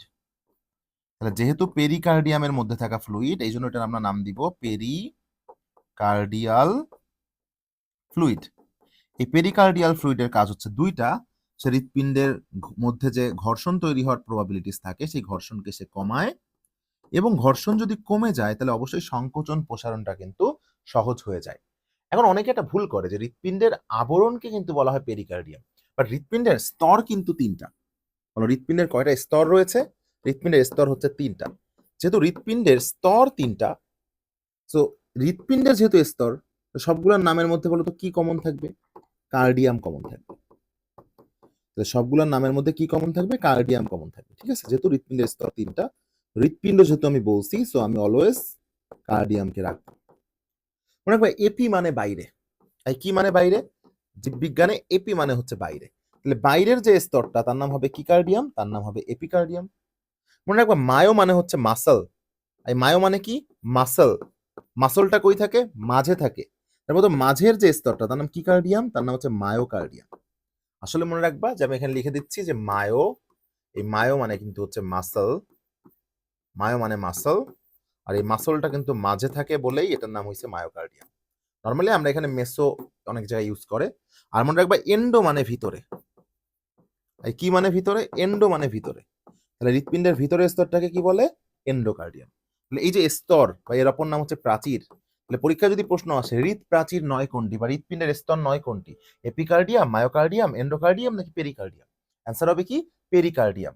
আরেকটা কথা মনে রাখবা, এপিকার্ডিয়াম যেহেতু বাইরে, সো আমরা এখানে ব দিয়ে মনে রাখবো। দেখো বতে হচ্ছে বাইরে, বতে বিক্ষিপ্তভাবে চর্বি লেগে থাকে। তাহলে বতে বাইরে, বতে বিক্ষিপ্তভাবে কি লেগে থাকে হৃৎপিণ্ডের ওই বাইরের স্তরটাতে? চর্বি। মাতে মায়ো না, মায়ো মানে মাসল, মাসল মানে পেশি। তাহলে মায়োকার্ডিয়াম কি পেশি গঠন করে? হৃৎপেশি গঠন করে। আর এন্ডো মানে ভিতরে না, ভিতরে থাকলে এটা বলতো কি স্তর? এটা হচ্ছে অন্তঃস্তর। বলো এটা কি স্তর? এটা হচ্ছে অন্তঃস্তর। ক্লিয়ার? হৃৎপিণ্ড সম্পর্কে আমরা আরো কিছু কথাবার্তা মনে রাখতে হবে। হৃৎপিণ্ড কিন্তু আমাদের যে অঞ্চলটাতে অবস্থান করে তার নাম হচ্ছে মিডিয়াস্টিনাম অঞ্চল। একটু মনে রাখার চেষ্টা করবা, কোন অঞ্চলে হৃৎপিণ্ড অবস্থান করে? মিডিয়াস্টিনাম অঞ্চলে কিন্তু হৃৎপিণ্ড অবস্থান করে। একটা হৃৎপিণ্ড তার জীবদ্দশায়, একটা হৃৎপিণ্ড তার জীবদ্দশায় প্রায় 2600 মিলিয়ন বার স্পন্দিত হয়। তাহলে হৃৎপিণ্ড তার জীবদ্দশায় কত মিলিয়ন বার স্পন্দিত হয়? 2600 মিলিয়ন বার স্পন্দিত হয়। খুবই ইম্পর্টেন্ট। ঠিক আছে, স্পন্দিত হয় হয়ে প্রতিটা ভেন্ট্রিকল থেকে প্রায় 1.5 লক্ষ টন রক্ত বের করে দেয়। আচ্ছা, এটা আমরা মনে রাখবো। আচ্ছা, হৃৎপিণ্ডের কিন্তু দুইটা অংশ আছে। ঠিক আছে, হৃৎপিণ্ডের কয়টা অংশ আছে? দুইটা অংশ আছে। ঠিক আছে, একটা হচ্ছে তোমার চূড়ার দিকের যে অংশ, চূড়ার দিকের অংশ হচ্ছে বেস, আর নিচের দিকের অংশ হচ্ছে অ্যাপেক্স। তাহলে হৃৎপিণ্ডের চূড়ার যে অংশ, এই চূড়ার অংশের নাম হচ্ছে বেস, আর শীর্ষদেশ যেটা সূচালো শীর্ষদেশ, এটাকে আমরা বলি হচ্ছে অ্যাপেক্স। তাহলে বেস আর অ্যাপেক্স। একইভাবে আমরা মনে রাখবো হৃৎপিণ্ডের দৈর্ঘ্য বা লেন্থ কত? হৃৎপিণ্ডের দৈর্ঘ্য বা লেন্থ হচ্ছে তোমার 12 সেন্টিমিটার, আর প্রস্থ হচ্ছে তোমার হচ্ছে 9 সেন্টিমিটার, বা কোনো কোনো বইয়ে লেখা আছে 8 সেন্টিমিটার। এই দুটো জিনিস একটু আমাদেরকে মাথায় রাখতে হবে। ক্লিয়ার? এখন চলো আমরা টোটাল হৃৎপিণ্ডটাকে একবারে একটু বোঝার চেষ্টা করি। ক্লিয়ার? ধরো আমরা হৃৎপিণ্ডটাকে যদি একটা বক্সের সাথে তুলনা করি, আসলে হৃৎপিণ্ড একটা বক্সের মতো না, বাট এই বক্সটা দিয়ে তোমরা হৃৎপিণ্ডের সবকিছু খুব সহজে বুঝতে পারবা। এই জন্য এই বক্সটা দিয়ে যদি তুমি একবার মনে রাখতে পারো, তোমার হৃৎপিণ্ড মনে রাখা খুব ইজি হয়ে যাবে। ধরে নাও আমরা সবাই জানি কিন্তু হৃৎপিণ্ডের উপরের যে অংশ দুইটা তাকে বলা হয় অ্যাট্রিয়াম, আর নিচের যে অংশটাকে তাকে বলা হয় ভেন্ট্রিকল। সো এটা হচ্ছে রাইট অ্যাট্রিয়াম, এটা রাইট ভেন্ট্রিকল, এটা লেফট অ্যাট্রিয়াম, এটা লেফট ভেন্ট্রিকল। তোমাদের দিক দিয়ে এটা বাম মনে হচ্ছে, বাট মনে রাখবে এটাকে নিজের বডি সাপেক্ষে চিন্তা করতে হয়। সো ডান দিকে এই সাইডটা, সো এটা হচ্ছে right atrium right ventricle, left atrium left ventricle. আচ্ছা, এভাবে আমরা মনে রাখবো, দেখো যে ওপরে অলিন্দ, বলো ওপরে অলিন্দ, সবাই মনে রাখতে পারবে, ওপরে অলিন্দ, আর নিচে দেখো নিতে নিচে নিতে নিলয়। ওপরে থাকে অলিন্দ এবং নিচে থাকে হচ্ছে নিলয়। এই নিলয়কে কিন্তু বলা হয় ভেন্ট্রিকল, আর অলিন্দকে কিন্তু বলা হয় অ্যাট্রিয়াম। মনে থাকবে? এখন খেয়াল করে দেখো, এই ডান অলিন্দ এবং ডান নিলয়ের মাঝখানে তিনটা কপাটিকা থাকে, এই জন্য এটাকে আমরা বলি ট্রাইকাসপিড কপাটিকা। আর বাম অলিন্দ বাম নিলয়ের মধ্যে দুইটা কপাটিকা থাকে, এই জন্য এটাকে আমরা বলি বাইকাসপিড কপাটিকা। ঠিক আছে? তাহলে আমরা কি শিখলাম? আমরা অলরেডি শিখলাম অ্যাট্রিয়াম, অ্যাট্রিয়াম মানে হচ্ছে অলিন্দ। আমরা শিখলাম ভেন্ট্রিকল, ভেন্ট্রিকল মানে হচ্ছে নিলয়। এবার আমরা শিখলাম কি জিনিস? দুইটা কপাটিকা শিখলাম, এটা হচ্ছে বাইকাসপিড ভালভ বা বাইকাসপিড কপাটিকা, আর এটা হচ্ছে ট্রাইকাসপিড কপাটিকা। বাইকাসপিড কপাটিকা, ট্রাইকাসপিড কপাটিকা। ডান অলিন্দ ডান নিলয়ের মধ্যে আছে ট্রাইকাসপিড, বাম অলিন্দ বাম নিলয়ের মধ্যে আছে বাইকাসপিড। মনে থাকবে? আর একটা কথা মনে রাখবো, আমরা বাইকাসপিডের একটা অপর নাম আছে, তার নাম হচ্ছে মাইট্রাল কপাটিকা। এটা এইভাবে মনে রাখবো, বাম দিয়ে। সো বাতে হচ্ছে বাইকাসপিড, বাতে হচ্ছে বাইকাসপিড, আর ওর যে অপর নাম ম দিয়ে সেটা হচ্ছে মাইট্রাল। তাহলে বাতে হচ্ছে বাইকাসপিড, আর ওর যে অপর নাম ম দিয়ে সেটা হচ্ছে মাইট্রাল। হ্যাঁ, তো বাইকাসপিডের অপর নাম হচ্ছে মাইট্রাল কপাটিকা। মনে থাকবে সবার এই পর্যন্ত? এখন চলো পুরো হৃৎপিণ্ডটাকে আমরা একটু বোঝার চেষ্টা করি। পুরো হৃৎপিণ্ডের যে সংবহনটা আছে, এটাকে আমরা একটু বোঝার চেষ্টা করি। ধরে নাও এটা হচ্ছে আমাদের হৃৎপিণ্ড। তো এটা আমাদের কি পিণ্ড? হৃৎপিণ্ড। আর একটা জিনিস তোমাদেরকে আমি বলে দিই, যেহেতু এখন তোমার হচ্ছে এটা ইউনিভার্সিটি অ্যাডমিশন টেস্ট, সেখানে চিত্র নিয়ে কোনো ঝামেলা নাই। তোমাকে আমি একাডেমিকে হলে সব চিত্রগুলো একটু সুন্দর করে বোঝাই দেওয়ার চেষ্টা করতাম, বাট অ্যাডমিশনে তোমার মনে রাখাটাই হচ্ছে ফ্যাক্ট। তো যেটা দিয়ে মনে থাকবে সেটাই তুমি শিখবা, মানে এটা তো পরীক্ষায় তোমাকে আঁকতে হবে না। আচ্ছা, সো ধরে নাও এটা হচ্ছে আমরা সবাই জানি রাইট অ্যাট্রিয়াম, এটা হচ্ছে রাইট ভেন্ট্রিকল, এটা লেফট অ্যাট্রিয়াম, এটা লেফট ভেন্ট্রিকল। বিলিভ মি, এই চিত্রটা যদি মনে রাখতে পারো, এখন যে সিস্টেমটা বোঝাচ্ছে এটা মনে রাখতে পারো, তুমি হৃৎপিণ্ড রিলেটেড যে কোনো কোশ্চেনের অ্যান্সার করতে পারবে ইনশাল্লাহ। এখন চিন্তা করে দেখো, ধরে নাও এটা তোমার বডি বা তোমার দেহ, আর এটা হচ্ছে ধরো আমাদের ফুসফুস। এটা আমাদের কি ধরে নাও? ফুসফুস। সো আসল কাহিনীটা কি আমি তোমাদের একটু বোঝায় বলি। আসল কাহিনী হচ্ছে আমাদের আমাদের জীবনে স্বাভাবিক ক্রিয়াকলাপ সম্পন্ন করার জন্য অক্সিজেনযুক্ত রক্ত সরবরাহ প্রয়োজন হয়। বাট আমাদের দেহে বিভিন্ন রাসায়নিক বিক্রিয়া ঘটার কারণে এই অক্সিজেনযুক্ত রক্তটা অলওয়েজ কার্বন ডাইঅক্সাইড যুক্ত রক্তে কনভার্ট হয়। তাহলে আমাদের দেহে স্বাভাবিক ক্রিয়াকলাপ সম্পন্ন করার জন্য কি যুক্ত রক্ত সরবরাহের প্রয়োজন? অক্সিজেনযুক্ত রক্ত সরবরাহের প্রয়োজন। বাট যেহেতু আমাদের দেহে যত রাসায়নিক বিক্রিয়া ঘটে সবই তাপ উৎপাদী বিক্রিয়া, আর তাপ উৎপাদী বিক্রিয়ায় উপজাত হিসেবে কার্বন ডাইঅক্সাইড তৈরি হয়। তো ওই কার্বন ডাইঅক্সাইডটা রক্তে মিশে ওই অক্সিজেনযুক্ত রক্তটাকে কার্বন ডাইঅক্সাইড যুক্ত রক্তে পরিণত করে ফেলে। কিন্তু আমরা তো ওই কার্বন ডাইঅক্সাইড যুক্ত রক্ত ব্যবহার করতে পারবো না। এজন্য ওই কার্বন ডাইঅক্সাইড যুক্ত রক্তকে পুনরায় অক্সিজেন যুক্ত রক্ত বানিয়ে তারপরে আমাদেরকে ব্যবহার করতে হয়। আর এই কার্বন ডাইঅক্সাইড যুক্ত রক্তকে অক্সিজেন যুক্ত রক্তে পরিণত করার ক্ষমতা একমাত্র কার আছে?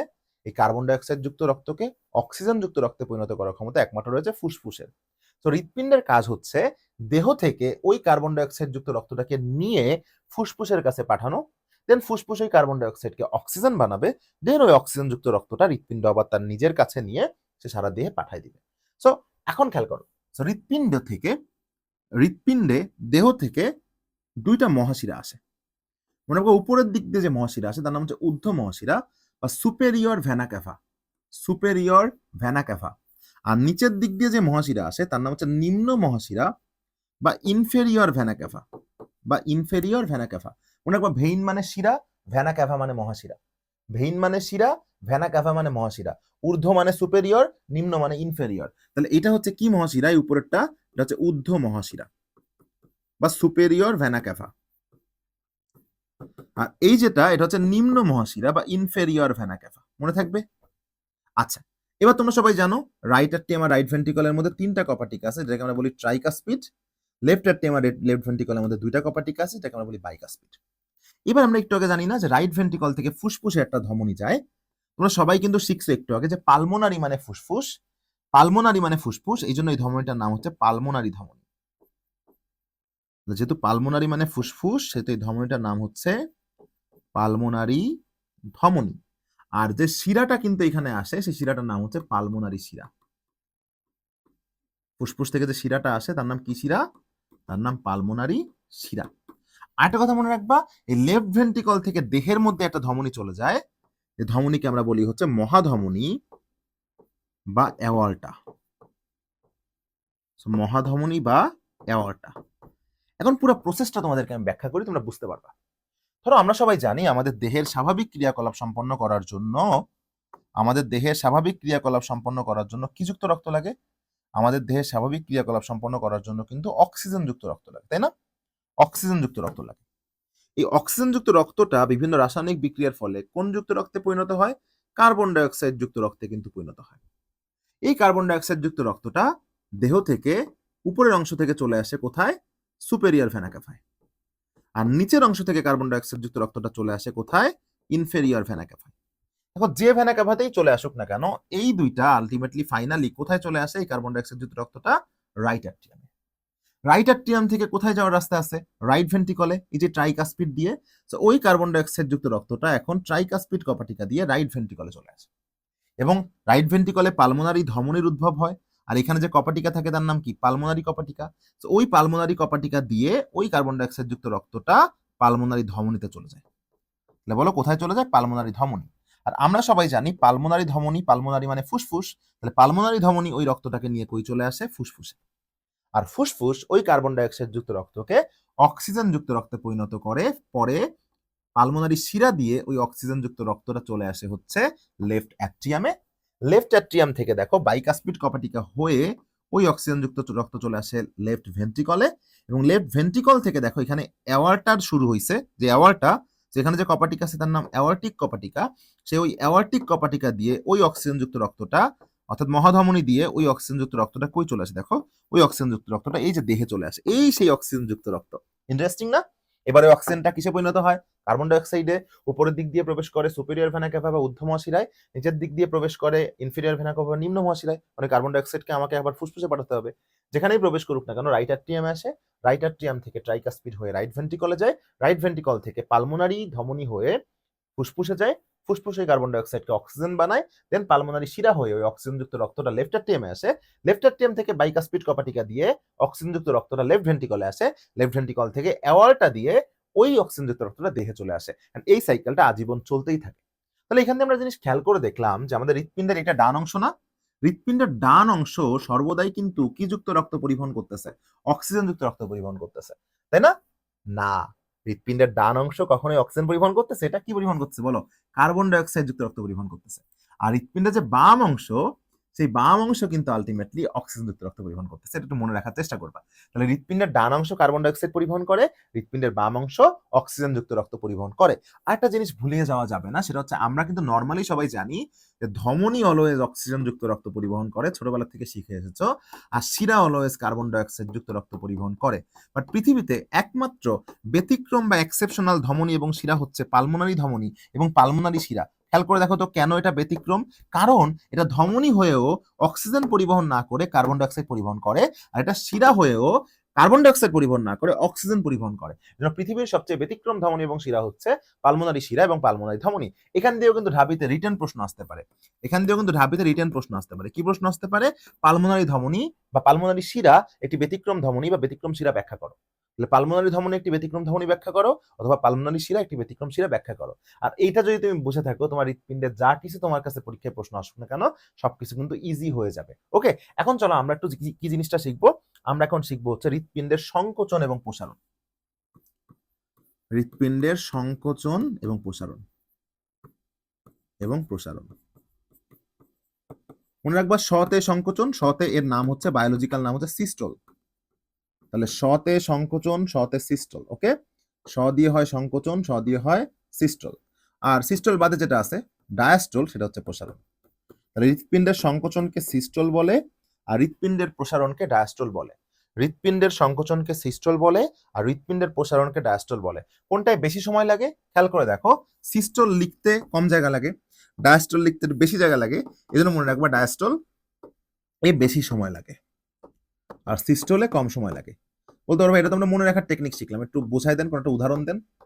ধরো বেলুন, তুমি একটা বেলুনকে ফুলিয়ে বড় করবা, তাহলে বেলুনটার প্রসারণ করবা বা ডায়াস্টল করবা, এতে বেশি সময় লাগে না? বাট ফাটাই দিলাম, সিস্টল করে দিলাম, কম সময় লাগে ফাটাইতে। সো অলওয়েজ মনে রাখবা, প্রসারণ করতে বেশি সময় লাগে, সংকোচন করতে কম সময় লাগে, মনে থাকবে। এখন খেয়াল করে দেখো কি কি হয়। এই সিস্টল কার কার হতে পারে? অ্যাট্রিয়ামের সিস্টল হতে পারে, ভেন্ট্রিকলের সিস্টল হতে পারে, আবার অ্যাট্রিয়াল ডায়াস্টল হতে পারে, ভেন্ট্রিকলের ডায়াস্টল হতে পারে, পারে না? সিস্টল ডায়াস্টল কার কার হতে পারে? সিস্টল ডায়াস্টল কিন্তু আলটিমেটলি হতে পারে অ্যাট্রিয়াম এবং ভেন্ট্রিকল দুইটারই। আর হৃৎপিণ্ডের এই একবার সিস্টলকে এবং একবার ডায়াস্টলকে কিন্তু আলটিমেটলি বলা হয় কার্ডিয়াক সাইকেল। তাহলে হৃৎপিণ্ডের একবার সিস্টল এবং একবার ডায়াস্টলকে আমরা কি বলি? কার্ডিয়াক সাইকেল বা কার্ডিয়াক চক্র। তাহলে হৃৎপিণ্ডের একবার সিস্টল এবং একবার ডায়াস্টলকে আমরা বলি কার্ডিয়াক সাইকেল বা কার্ডিয়াক চক্র। ঠিক আছে? নরমালি আমরা জানি 1 মিনিটে একটা হৃৎপিণ্ড গড়ে 70 থেকে 80 বার স্পন্দিত হয়, 70 থেকে 80 বার। সো গড়ে কতবার হয়? 75 বার, তাই না? তাহলে 75 বার স্পন্দিত হয় গড়ে। এই 75 বার স্পন্দিত হয় কত সেকেন্ডে? এই 75 বার কিন্তু স্পন্দিত হয় 60 সেকেন্ডে। তাহলে একবার স্পন্দিত হবে কত? 60 ভাগ 75 সেকেন্ডে না? 60 ভাগ 75 কত হবে? 0.8। ঠিক আছে, 0.8। এই মোবাইল দাও তো, ক্যালকুলেশন করে দেখি। তাহলে খেয়াল করে দেখো কি বললাম, যে 75 বার স্পন্দিত হয় 60 সেকেন্ডে, তাহলে একবার স্পন্দিত হয় হচ্ছে 60 ভাগ 75 সেকেন্ডে। তো আমি যদি 60 ভাগ 75 লিখি, 60 ভাগ 75, তাহলে হয় 0.8 সেকেন্ড। ঠিক আছে? তো এই 0.8 সেকেন্ডটা হচ্ছে কার্ডিয়াক চক্রের সময়কাল। তাহলে বলো কার্ডিয়াক চক্রের সময়কাল কত সেকেন্ড? 0.8 সেকেন্ড। ওই 0.8 কে আমরা এবার ভাগ করব কিসে কিসে? Atrial systole, ventricular systole, atrial diastole, ventricular diastole. খেয়াল করো, আমি পুরো জিনিসটা তোমাদেরকে বোঝাই দিই। তার মানে কি দেখো, অ্যাট্রিয়ামের সিস্টল আর অ্যাট্রিয়ামের ডায়াস্টল এটা মিলে কত? 0.8 সেকেন্ড না? আবার ভেন্ট্রিকলের সিস্টল প্লাস ভেন্ট্রিকলের ডায়াস্টল মিলে 0.8 সেকেন্ড না? আমি লিখে দিই কোনটাই কি। এএস তে হচ্ছে অ্যাট্রিয়াল সিস্টল, এডি তে হচ্ছে অ্যাট্রিয়াল ডায়াস্টল, ভিএস তে হচ্ছে ভেন্ট্রিকুলার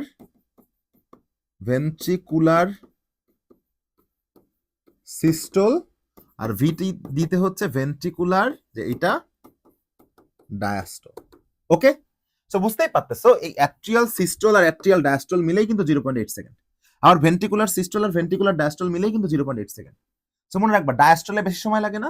সো এটার ক্ষেত্রে মনে রাখবা 0.7 প্লাস 0.1 মিলে হচ্ছে কত? 0.8। আর ভেন্ট্রিকলের ক্ষেত্রে মনে রাখবা সবচেয়ে বেশি কোনটা হবে? ডায়াস্টল না? ওটা 0.5, আর এটা দিলে বাকি কত থাকে? 0.3। এটা একটু মনে রাখবা। ডায়াস্টলটা কত দেখো, ডায়াস্টলটা সবসময় বড়। সো অ্যাট্রিয়ামের ক্ষেত্রে 0.7 0.1 মিলে 0.8 হচ্ছে, আর ভেন্ট্রিকলের ক্ষেত্রে 0.5 0.3 মিলে। আমি তোমাকে বললাম ভেন্ট্রিকলের ডায়াস্টলের সময়কাল কত, তুমি কিন্তু অপশনে 4টা থাকবে, 0.1, 0.3, 0.5, 0.7। তুমি তো আগের থেকে 0.1 আর 0.3 বাদ দিতে পারবা, কারণ ওটা কম সময়। বেশি সময় কি কি আছে? 0.7 আর 0.5, এর মধ্যে ভেন্ট্রিকলের কোনটা? 0.5। তাহলে এই হচ্ছে কিন্তু আমাদের কার্ডিয়াক চক্রের সময়কাল যে বের করলাম আমরা সেটা। আরেকটা কথা মনে রাখতে হবে, সে কথাটা হচ্ছে কখন কোন কপাটিকা খুলে কখন কোন কপাটিকা বন্ধ হয়। ঠিক আছে, কপাটিকা তো আমরা কিন্তু 4টা, টোটাল 6টা কপাটিকা আছে, আমরা মধ্যে 4টা কপাটিকা কিন্তু শিখলাম কি কি। এটা হচ্ছে বাইকাসপিড, ট্রাইকাসপিড, আর হচ্ছে পালমোনারি, অ্যাওয়ার্টিক। তোমাদেরকে দেখাই দিই কোনটা কোনটা। আমরা এখানে আসি, দেখো এই যে এই কপাটিকার নাম হচ্ছে ট্রাইকাসপিড, বাইকাসপিড, বা আমরা বলতে পারি বাইকাসপিড, ট্রাইকাসপিড। এটা হচ্ছে পালমোনারি, এটা হচ্ছে অ্যাওয়ার্টিক। দেখো অ্যাওয়ার্টার মুখে আছে অ্যাওয়ার্টিক, পালমোনারির মুখে আছে পালমোনারি। তো এই 4টা কপাটিকার কখন কোন কপাটিকা খোলে কখন কোন কপাটিকা বন্ধ হয় আমরা মনে রাখবো। একটা কথা মনে রাখবা, এই বিটি আর পি একসাথে লিখছি না? বিটি আর পি আমরা একসাথে লিখছি না? সো বাইকাসপিড, ট্রাইকাসপিড যখন যে অবস্থায় থাকে তখন একই অবস্থায় থাকে। তার মানে কি, বাইকাসপিড যদি হয় খোলা, ট্রাইকাসপিডও খোলা। বাইকাসপিড যদি থাকে বন্ধ, ট্রাইকাসপিডও কিন্তু বন্ধ। পালমোনারি যদি থাকে খোলা, অ্যাওয়ার্টিকও খোলা। অ্যাওয়ার্টিক যদি থাকে বন্ধ, পালমোনারিও বন্ধ। তাহলে বাইকাসপিড, ট্রাইকাসপিড একই অবস্থায় থাকে, অন্যদিকে পালমোনারি, অ্যাওয়ার্টিক কিন্তু একই অবস্থায় থাকে। কিন্তু এই বাইকাসপিড আর ট্রাইকাসপিড আর পালমোনারি আর অ্যাওর্টিক, এই যে একজন আরেকজনের কিন্তু সম্পূর্ণ উল্টো অবস্থায় থাকে। এর মানে কি, যদি পালমোনারি খোলা থাকে, অ্যাওর্টিক খোলা থাকে, তাহলে বাইকাসপিড ট্রাইকাসপিড বন্ধ। যদি এরা খোলা থাকে তাহলে এরা বন্ধ, এরা বন্ধ থাকলে এরা খোলা। বুঝতে পারছো? তো বাইকাসপিড ট্রাইকাসপিড একই একই। তো বাইকাসপিড খোলা মানে ট্রাইকাসপিডও খোলা, পালমোনারি খোলা মানে অ্যাওর্টিকও খোলা। বাট বাইকাসপিড ট্রাইকাসপিড যা, পালমোনারি অ্যাওর্টিক তার উল্টা। ক্লিয়ার? এখন ধরো তুমি পরীক্ষায় আমাকে প্রশ্ন করতে পারো, ভাইয়া কোনটা খোলা থাকলে কোনটা বন্ধ থাকে, একটু বোঝাই দেন। ধরো আমরা এখন তোমাকে এই চিত্রে চলে যাই, তাহলে তোমরা বুঝতে পারবা। ধরো আমি তোমাকে বললাম যে রাইট অ্যাট্রিয়ামের সিস্টল হবে। রাইট অ্যাট্রিয়ামের সিস্টল মানে কি, রাইট অ্যাট্রিয়াম সংকুচিত হবে, তাহলে রক্ত রাইট অ্যাট্রিয়াম থেকে রাইট ভেন্ট্রিকলে যাবে। তারপর তো রাইট অ্যাট্রিয়ামের সিস্টলের সময় এইখান দিয়ে এইখানে রক্ত যায়, তাহলে ট্রাইকাসপিড খোলা না বন্ধ? ট্রাইকাসপিড খোলা। ট্রাইকাসপিড খোলা মানে কি, বাইকাসপিডও খোলা। এই দুটা খোলা মানে এই দুটা কি, বন্ধ। যখনই দেখতেছো তুমি একটা বের করতে পারতেছো, যখন চারটাই বলে দিতে পারতেছো। ধর আমি প্রশ্ন করলাম রাইট অ্যাট্রিয়ামের সংকোচন হলো, রক্ত কি করবে? তখন দেখো রাইট অ্যাট্রিয়াম থেকে রক্ত রাইট ভেন্ট্রিকলে যাবে। রাইট অ্যাট্রিয়াম থেকে রাইট ভেন্ট্রিকলে কোন কপাটিকে দিয়ে যাবে? ট্রাইকাসপিড কপাটিকে দিয়ে যাবে। ট্রাইকাসপিড তখন খোলা না বন্ধ? খোলা। ট্রাইকাসপিড খোলা হলে বাইকাসপিডও খোলা।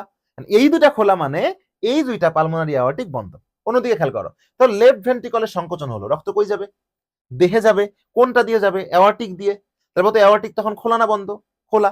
অ্যাওর্টিক যদি খোলা হয় তাহলে পালমোনারিও খোলা, বাইকাসপিড ট্রাইকাসপিড বন্ধ। এইটা হচ্ছে আমাদের কপাটিকে খোলা ও বন্ধ হওয়ার যে ব্যাপারটা, সেটা কিন্তু আমরা শিখে ফেললাম। তার মানে আমি ধরো উদাহরণ দেই, আমরা দেখলাম যে অ্যাট্রিয়াল ধরো সিস্টল যখন হলো, অ্যাট্রিয়াল সিস্টলের সময় রক্ত কি হচ্ছে, রক্ত রাইট অ্যাট্রিয়াম থেকে রাইট ভেন্ট্রিকলে যাচ্ছে।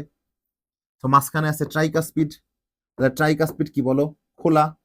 আমরা জানি ট্রাইকাসপিড খোলা মানে বাইকাসপিডও কি খোলা। কিন্তু পালমোনারি আর অ্যাওর্টিক তাহলে কি বলো? বন্ধ। সো একটা বের করতে পারলে বাকি সব কিন্তু সহজে মনে রাখা যায়। বুঝতে পারছো? তাহলে এই হচ্ছে মোটামুটি আমাদের হৃৎপিণ্ড নিয়ে কিন্তু যে বেসিক কথাবার্তাগুলো, বেসিক আলোচনাগুলো, সেইগুলো হৃৎপিণ্ড নিয়ে কিন্তু এই আলোচনাগুলো সবচেয়ে বেশি গুরুত্বপূর্ণ এবং এইগুলো কিন্তু সবচেয়ে বেশি পরীক্ষায় কিন্তু নর্মালি এসে থাকে। ঠিক আছে? সো এই ছিল আমাদের হৃৎপিণ্ড। চলো আমরা হৃৎপিণ্ডের কিছু কোশ্চেন যদি আমরা সলভ করে ফেলি, তাহলে তোমরা কিন্তু বাকিটাও খুব সহজে বুঝতে পারবা। হৃৎপিণ্ড রিলেটেড যদি আমরা প্রশ্ন সলভ করতে পারি।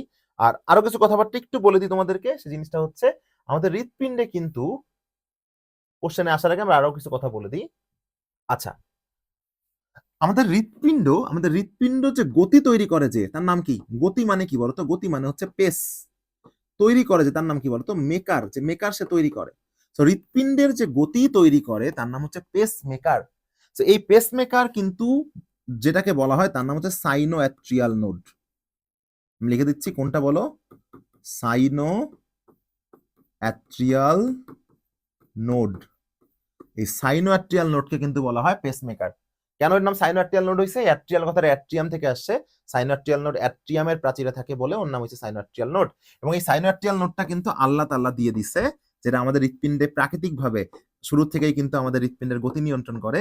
এই জন্য আমরা সাইনো অ্যাট্রিয়াল নোডকে আমরা কি পেসমেকার বলতে পারি? সাইনো অ্যাট্রিয়াল নোডকে আমরা প্রাকৃতিক পেসমেকার বলতে পারি। এখন ধরো কোনো কারণে আমাদের সাইনো অ্যাট্রিয়াল নোড ঠিকমতো কাজ করতেছে না, তো আমাদেরকে তো তাহলে কি করতে হবে? অপারেশন করে একটা কৃত্রিম বা আর্টিফিশিয়াল পেসমেকার লাগাইতে হবে না? আমাদের তখন কি করতে হবে? একটা আর্টিফিশিয়াল পেসমেকার লাগাইতে হবে না, যেটাকে আমরা বলি কি? কৃত্রিম পেসমেকার। কিন্তু খেয়াল করে দেখো তো, যদি আমার সাইনোঅ্যাট্রিয়াল নোড কাজ না করে, আমার ওইটা লাগাইতে লাগাইতে আমি মরে যাবো না? এই জন্য আল্লাহ তাআলা কিন্তু আর একটা পেসমেকার দিয়েছে, তার নাম হচ্ছে এভিএন। এই এভিএনটা থাকে অ্যাট্রিয়াম আর ভেন্ট্রিকলের প্রাচীরে, এই জন্য এর নামটা হচ্ছে atrio ventricular node. Atrio ventricular node. এইটাকে আল্লাহ তাআলা কি দিছে? রিজার্ভড হিসেবে দিছে। এটাকে বলা হয় রিজার্ভড পেসমেকার। এটা কি পেসমেকার বলো? রিজার্ভড পেসমেকার, বা বাংলায় বললে কি হয়? সংরক্ষিত পেসমেকার। সো এটাকে আমরা বলবো রিজার্ভ পেসমেকার বা সংরক্ষিত পেসমেকার। তাহলে খেয়াল করে দেখো, পেসমেকার টোটাল তিনটা শিখলাম। একটা হচ্ছে তোমার কৃত্রিম প্রথমটা হচ্ছে যেটা আল্লাহ তাআলা দিয়ে দিছে, প্রাকৃতিক পেসমেকার বা সাইনোঅ্যাট্রিয়াল নোড। ওটা যখন কাজ না করবে তখন কাজ করবে রিজার্ভ বা সংরক্ষিত পেসমেকার, অ্যাট্রিওভেন্ট্রিকুলার নোড বা এভিয়ান। আর যদি দুইটাই প্রবলেম হয়ে যায়, অর্থাৎ যখন এই এভিয়ান কাজ করা শুরু করবে, তার মানে তো ওইটা নষ্ট হয়ে গেছে, তারপরে আমাদেরকে লাগাইতে হবে একটা আর্টিফিশিয়াল পেসমেকার বা কৃত্রিম পেসমেকার। ক্লিয়ার? চলো এখন আমরা কি করি, এখন আমরা হৃৎপিণ্ড সংক্রান্ত যে কোশ্চেন গুলো আছে, এই কোশ্চেন গুলো আমরা একটু পড়ার চেষ্টা করি, তাহলে বুঝতে পারবো যে আমাদের কি কি পড়তে হবে। হ্যাঁ, তো দেখো নিচের কোনটিকে হৃৎপিণ্ডের পেসমেকার বলা হয়? আমরা সবাই কিন্তু জানি পেসমেকার বলা হয় হচ্ছে সাইনোঅ্যাট্রিয়াল নোডকে। আর এই অ্যাট্রিওভেন্ট্রিকুলার নোড এটাও কিন্তু পেসমেকার, বাট এটা কি পেসমেকার? এটা হচ্ছে রিজার্ভড বা সংরক্ষিত পেসমেকার। এটা হচ্ছে রিজার্ভড বা সংরক্ষিত পেসমেকার। ক্লিয়ার? নেক্সট দেখো কি আছে পরবর্তী যে প্রশ্ন, যে প্রশ্নটা হচ্ছে ফুসফুসীয় ধমনী কি বহন করে? আমরা কিন্তু নর্মালি জানি ধমনী বহন করার কথা অক্সিজেন, কিন্তু ফুসফুসীয় ধমনী একটা ব্যতিক্রম ধমনী, যার কারণে সে কিন্তু কার্বন ডাইঅক্সাইড বহন করে। হ্যাঁ, সো অক্সিজেন যুক্ত রক্তকে আমরা বলি অক্সিজেনেটেড ব্লাড, বাট ও কিন্তু অক্সিজেনেটেড ব্লাড বহন করে না। ও কি বহন করে? ও ডিঅক্সিজেনেটেড, মানে কি? ডি মানে বাদ দেওয়া। সো আমরা যদি অক্সিজেন থেকে বাদ দেই তাহলে কি কার্বন ডাইঅক্সাইড হয় না? সো আলটিমেটলি কি বহন করে? Deoxygenated blood. নেক্সটে আসি, হৃৎপিণ্ডের প্রসারণকে কি বলে? সংকোচন। হৃৎপিণ্ডের সংকোচন, শতে সংকোচন, শতে সিস্টল। আর প্রসারণকে কি বলছিলাম? ডায়াস্টল। হৃৎপিণ্ডের প্রসারণকে কি বলে? ডায়াস্টল। হৃৎপিণ্ডের পেসমেকার হিসেবে কাজ করে কোনটা? Sinoatrial node. So sinoatrial node. হৃৎপিণ্ডের কোন কপাটিকা খুললে অক্সিজেন সমৃদ্ধ রক্ত সারা দেহে প্রবেশ করে? কোনটা বলতো? যে লেফট ভেন্ট্রিকল থেকে কি অ্যাওয়ার্টিক কপাটিকা আছে না? অ্যাওয়ার্টিক, এটার দ্বারা সারা দেহে প্রবেশ করে না? আমরা পড়াইছিলাম না? সো কি হবে বলো? অ্যাওয়ার্টিক সেমিলুনার। কার্ডিয়াক চক্রের কোন পর্যায়ে হৃৎপিণ্ডের ট্রাইকাসপিড ও বাইকাসপিড কপাটিকা বন্ধ থাকে? এই ট্রাইকাসপিড বাইকাসপিড বন্ধ থাকবে কখন বলতো? কখন বন্ধ থাকবে? একটা জিনিস মনে রাখবা, ধরো আমি এখানে তোমাকে ওটা দেখাই তাহলে বুঝতে পারবা। ধরো এইটা হচ্ছে অ্যাট্রিয়াম, রাইট অ্যাট্রিয়াম, এটা রাইট ভেন্ট্রিকল, এটা লেফট অ্যাট্রিয়াম, এটা লেফট ভেন্ট্রিকল। এখানে আছে ট্রাইকাসপিড, এখানে আছে বাইকাসপিড। ধরো যখন সারা দেহ থেকে রক্তটা আসে, বলতো রক্ত কখন আসবে? সিস্টোলের সময় না ডায়াস্টোলের সময়? প্রসারণ করলেই না আসবে। যখন অ্যাট্রিয়াম প্রসারিত হবে তখন অ্যাট্রিয়াম আসবে, রক্ত আসবে অ্যাট্রিয়ামে। যখন অ্যাট্রিয়াম প্রসারিত হবে তখন অ্যাট্রিয়ামে রক্ত আসবে। আর অ্যাট্রিয়াম যখন সংকুচিত হবে তখন ওইখান দিয়ে রক্ত বেরোয় যাবে না? তো খেয়াল করে দেখো তো, যখন আমার রাইট অ্যাট্রিয়াম প্রসারিত হয়েছে বা লেফট অ্যাট্রিয়াম প্রসারিত হয়েছে, তার মানে তখন দেহ থেকে রক্ত এখানে আসবে না। একদিকে দেহ থেকে রক্ত রাইট অ্যাট্রিয়ামে আসবে, অন্যদিকে কি পালমোনারি শিরা দিয়ে রক্ত লেফট অ্যাট্রিয়ামে আসবে, আসবে না? ওই আসার সময় যদি ট্রাইকাসপিড আর বাইকাসপিড খোলা থাকে তাহলে রক্ত কি পরিপূর্ণ হতে পারবে না নিচে পড়ে যাবে? নিচে পড়ে যাবে না।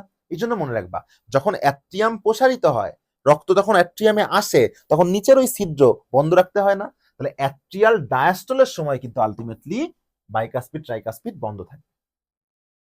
নেক্সট, কোন শিরার মাধ্যমে অক্সিজেন সমৃদ্ধ রক্ত বাম অলিন্দে আসে? এটাও তো আমরা একটু আগেই বললাম। এই যে আমরা জানি এখানে কি আছে, এখানে ফুসফুস আছে, ফুসফুস। এই ফুসফুস কার্বন ডাইঅক্সাইড যুক্ত রক্তকে কিসে পরিণত করে? অক্সিজেন যুক্ত রক্তে পরিণত করে। এই অক্সিজেন যুক্ত রক্তটা এখন এই যে পালমোনারি শিরা দিয়ে লেফট অ্যাট্রিয়ামে আসে না? অ্যান্সার কি হবে? পালমোনারি শিরা বা ফুসফুসীয় শিরা, যে পালমোনারি শিরা বা ফুসফুসীয় শিরা দিয়ে বাম অলিন্দে প্রবেশ করে। পরবর্তী প্রশ্ন, যদি প্রতি মিনিটে গড়ে 75 বার স্পন্দন হয়, হার্টবিট আমরা বলছি তো, 75 বার স্পন্দিত হয়, 1 মিনিট মানে কত সেকেন্ডে? 60 সেকেন্ডে। 60 সেকেন্ডে, তাহলে একবার স্পন্দিত হবে 60 ভাগ 75 সেকেন্ডে। অ্যান্সার করে দেখো, অ্যান্সার হয় হচ্ছে 0.8 সেকেন্ড। অ্যান্সার কি হবে? 0.8 সেকেন্ড। হৃৎপ্রাচীরের স্তর 9 কোনটা? হৃৎপ্রাচীরের 3টা স্তর আছে, বাইরে, মাঝে, ভিতরে। Epicardium, myocardium, endocardium. সো কোনটা 9? যে এপিকার্ডিয়াম, মায়োকার্ডিয়াম, এন্ডোকার্ডিয়াম। সো কোনটা 9? অ্যান্সার হচ্ছে পেরিকার্ডিয়াম। পেরিকার্ডিয়াম হৃৎপ্রাচীরের স্তর না, পেরিকার্ডিয়াম হৃৎপিণ্ডের আবরণ। পেরিকার্ডিয়াম হচ্ছে হৃৎপিণ্ডের আবরণ। এখন তাহলে আমরা এখন হৃৎপিণ্ড সম্পর্কিত লেখাপড়া শেষ করলাম। এখন আমরা যে টপিকটা শুরু করব সেই টপিকটা হচ্ছে হৃদরোগ এবং তার চিকিৎসা নিয়ে। সো হৃদরোগ এবং তার চিকিৎসা নিয়ে আলোচনা করার আগে আমরা হৃদরোগ সম্পর্কিত বিভিন্ন টেস্ট সম্পর্কে জানতে হবে, যে কোন কোন টেস্ট করে আমরা হৃদরোগ সম্পর্কে সঠিক ধারণা পাইতে পারি। সেই টেস্টগুলোর নাম আমরা একটু শিখি। ধরো একটা লিখলাম হচ্ছে ইসিজি। ইসিজি মানে কি? ইলেকট্রোকার্ডিওগ্রাম। আমি মুছে দিই, দিয়ে একটা এদিকে সরাই লিখি, তাহলে তোমাদের জন্য সহজ হবে। প্রথমে আমরা যেটা লিখবো সেটা হচ্ছে ইসিজি। ইসিজির ফুল মিনিং কি? ইলেকট্রোকার্ডিওগ্রাম। ধরো কেউ হার্ট রিলেটেড যে কোনো সমস্যা নিয়ে ডাক্তারের কাছে গেছো, ডাক্তার প্রথমে তোমাকে ইসিজি করতে দিবে। তাহলে ইসিজি কেন করা হয়? হৃৎপিণ্ডের প্রাথমিক রোগ নির্ণয়। তাহলে যে কোনো হৃৎপিণ্ড রিলেটেড প্রবলেমে তুমি গেলে প্রথমেই তোমাকে যে টেস্টটা দিবে সেটা হচ্ছে ইসিজি। তাহলে হৃৎপিণ্ডের প্রাথমিক রোগ নির্ণয় কোনটা করা হয়? ইসিজি করা হয়। ওকে, এরপর আমরা কি দেখতে পারি? এরপর আমরা দেখতে পারি ধরো কথা হতো অ্যানজিওগ্রাম। অ্যানজিওগ্রাম এটা তোর ফুল মিনিং কিছু নাই। অ্যানজিওগ্রাম কি জিনিসটা আমি এখানে লিখি, দেখো যে এনজিও মানে কিন্তু ব্লাড ভেসেল। এনজিও মানে কি vessel? Blood vessel. Blood vessel মানে কি বাহিকা? রক্তবাহিকা বা রক্তনালী।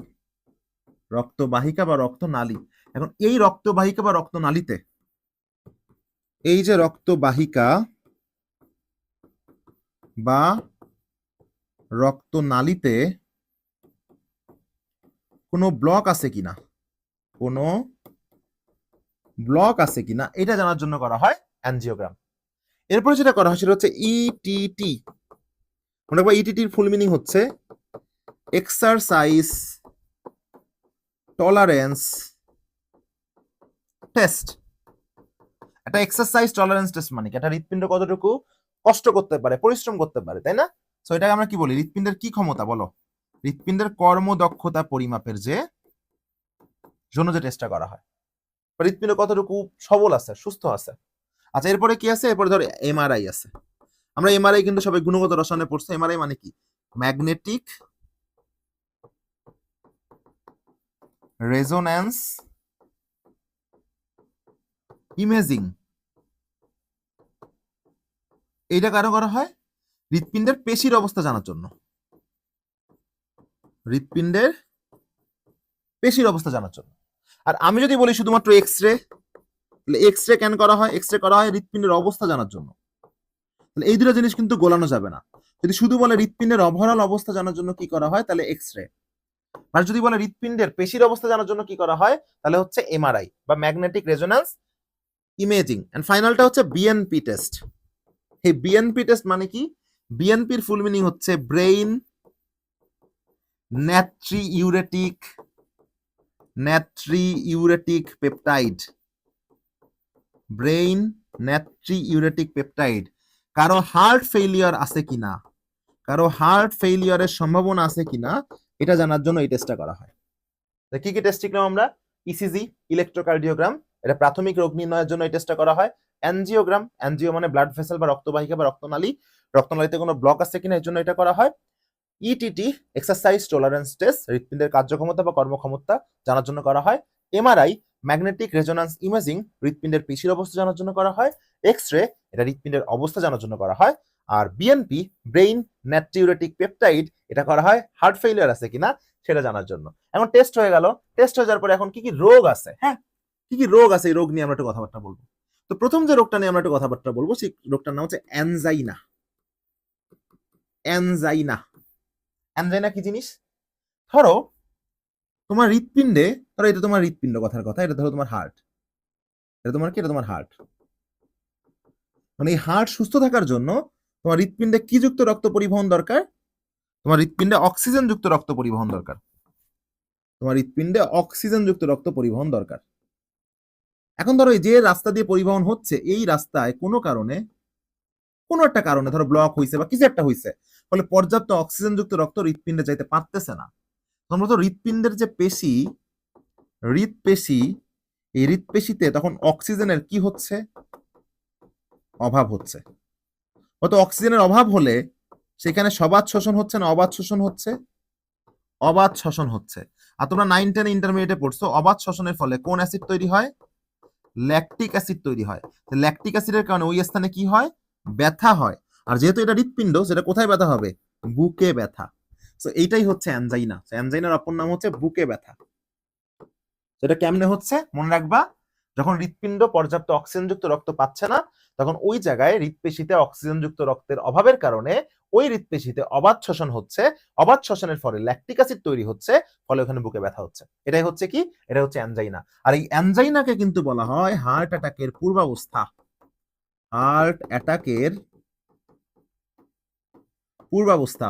তার মানে যদি কারো অ্যানজাইনা হয়, তার মানে হচ্ছে আল্লাহ তাআলা তাকে পূর্বাবস্থা, আল্লাহ তাআলা তাকে একটা মানে জাস্ট আগের থেকে একটা ঝড়ের পূর্বাভাস দিল যে তোমার এখন বুকে ব্যথা করতেছে, তোমার হার্ট অ্যাটাকও হইতে পারে। তো অ্যানজাইনার পরে যেটা যদি কোনোভাবে এটা কাজ না করে, অ্যানজাইনার পরে কি হবে বলতো? Heart attack. হার্ট অ্যাটাক এটা কি জিনিস? ধরো এটা ওই যে সেই তোমার কি এটা তোমার সেই কি করোনারি ধমনী, করোনারি ধমনী। যদি হৃৎপিণ্ডে অক্সিজেনযুক্ত রক্ত যায়, ধরো কোনো কারণে এখানে এসে কি ভিন্নভাবে বিভিন্ন জিনিস তৈরি হলো, ধরো এখানে ক্যালসিয়াম জমলো, এখানে প্রোটিন জমলো, এখানে আবার কি জমলো, কোলেস্টেরল জমলো।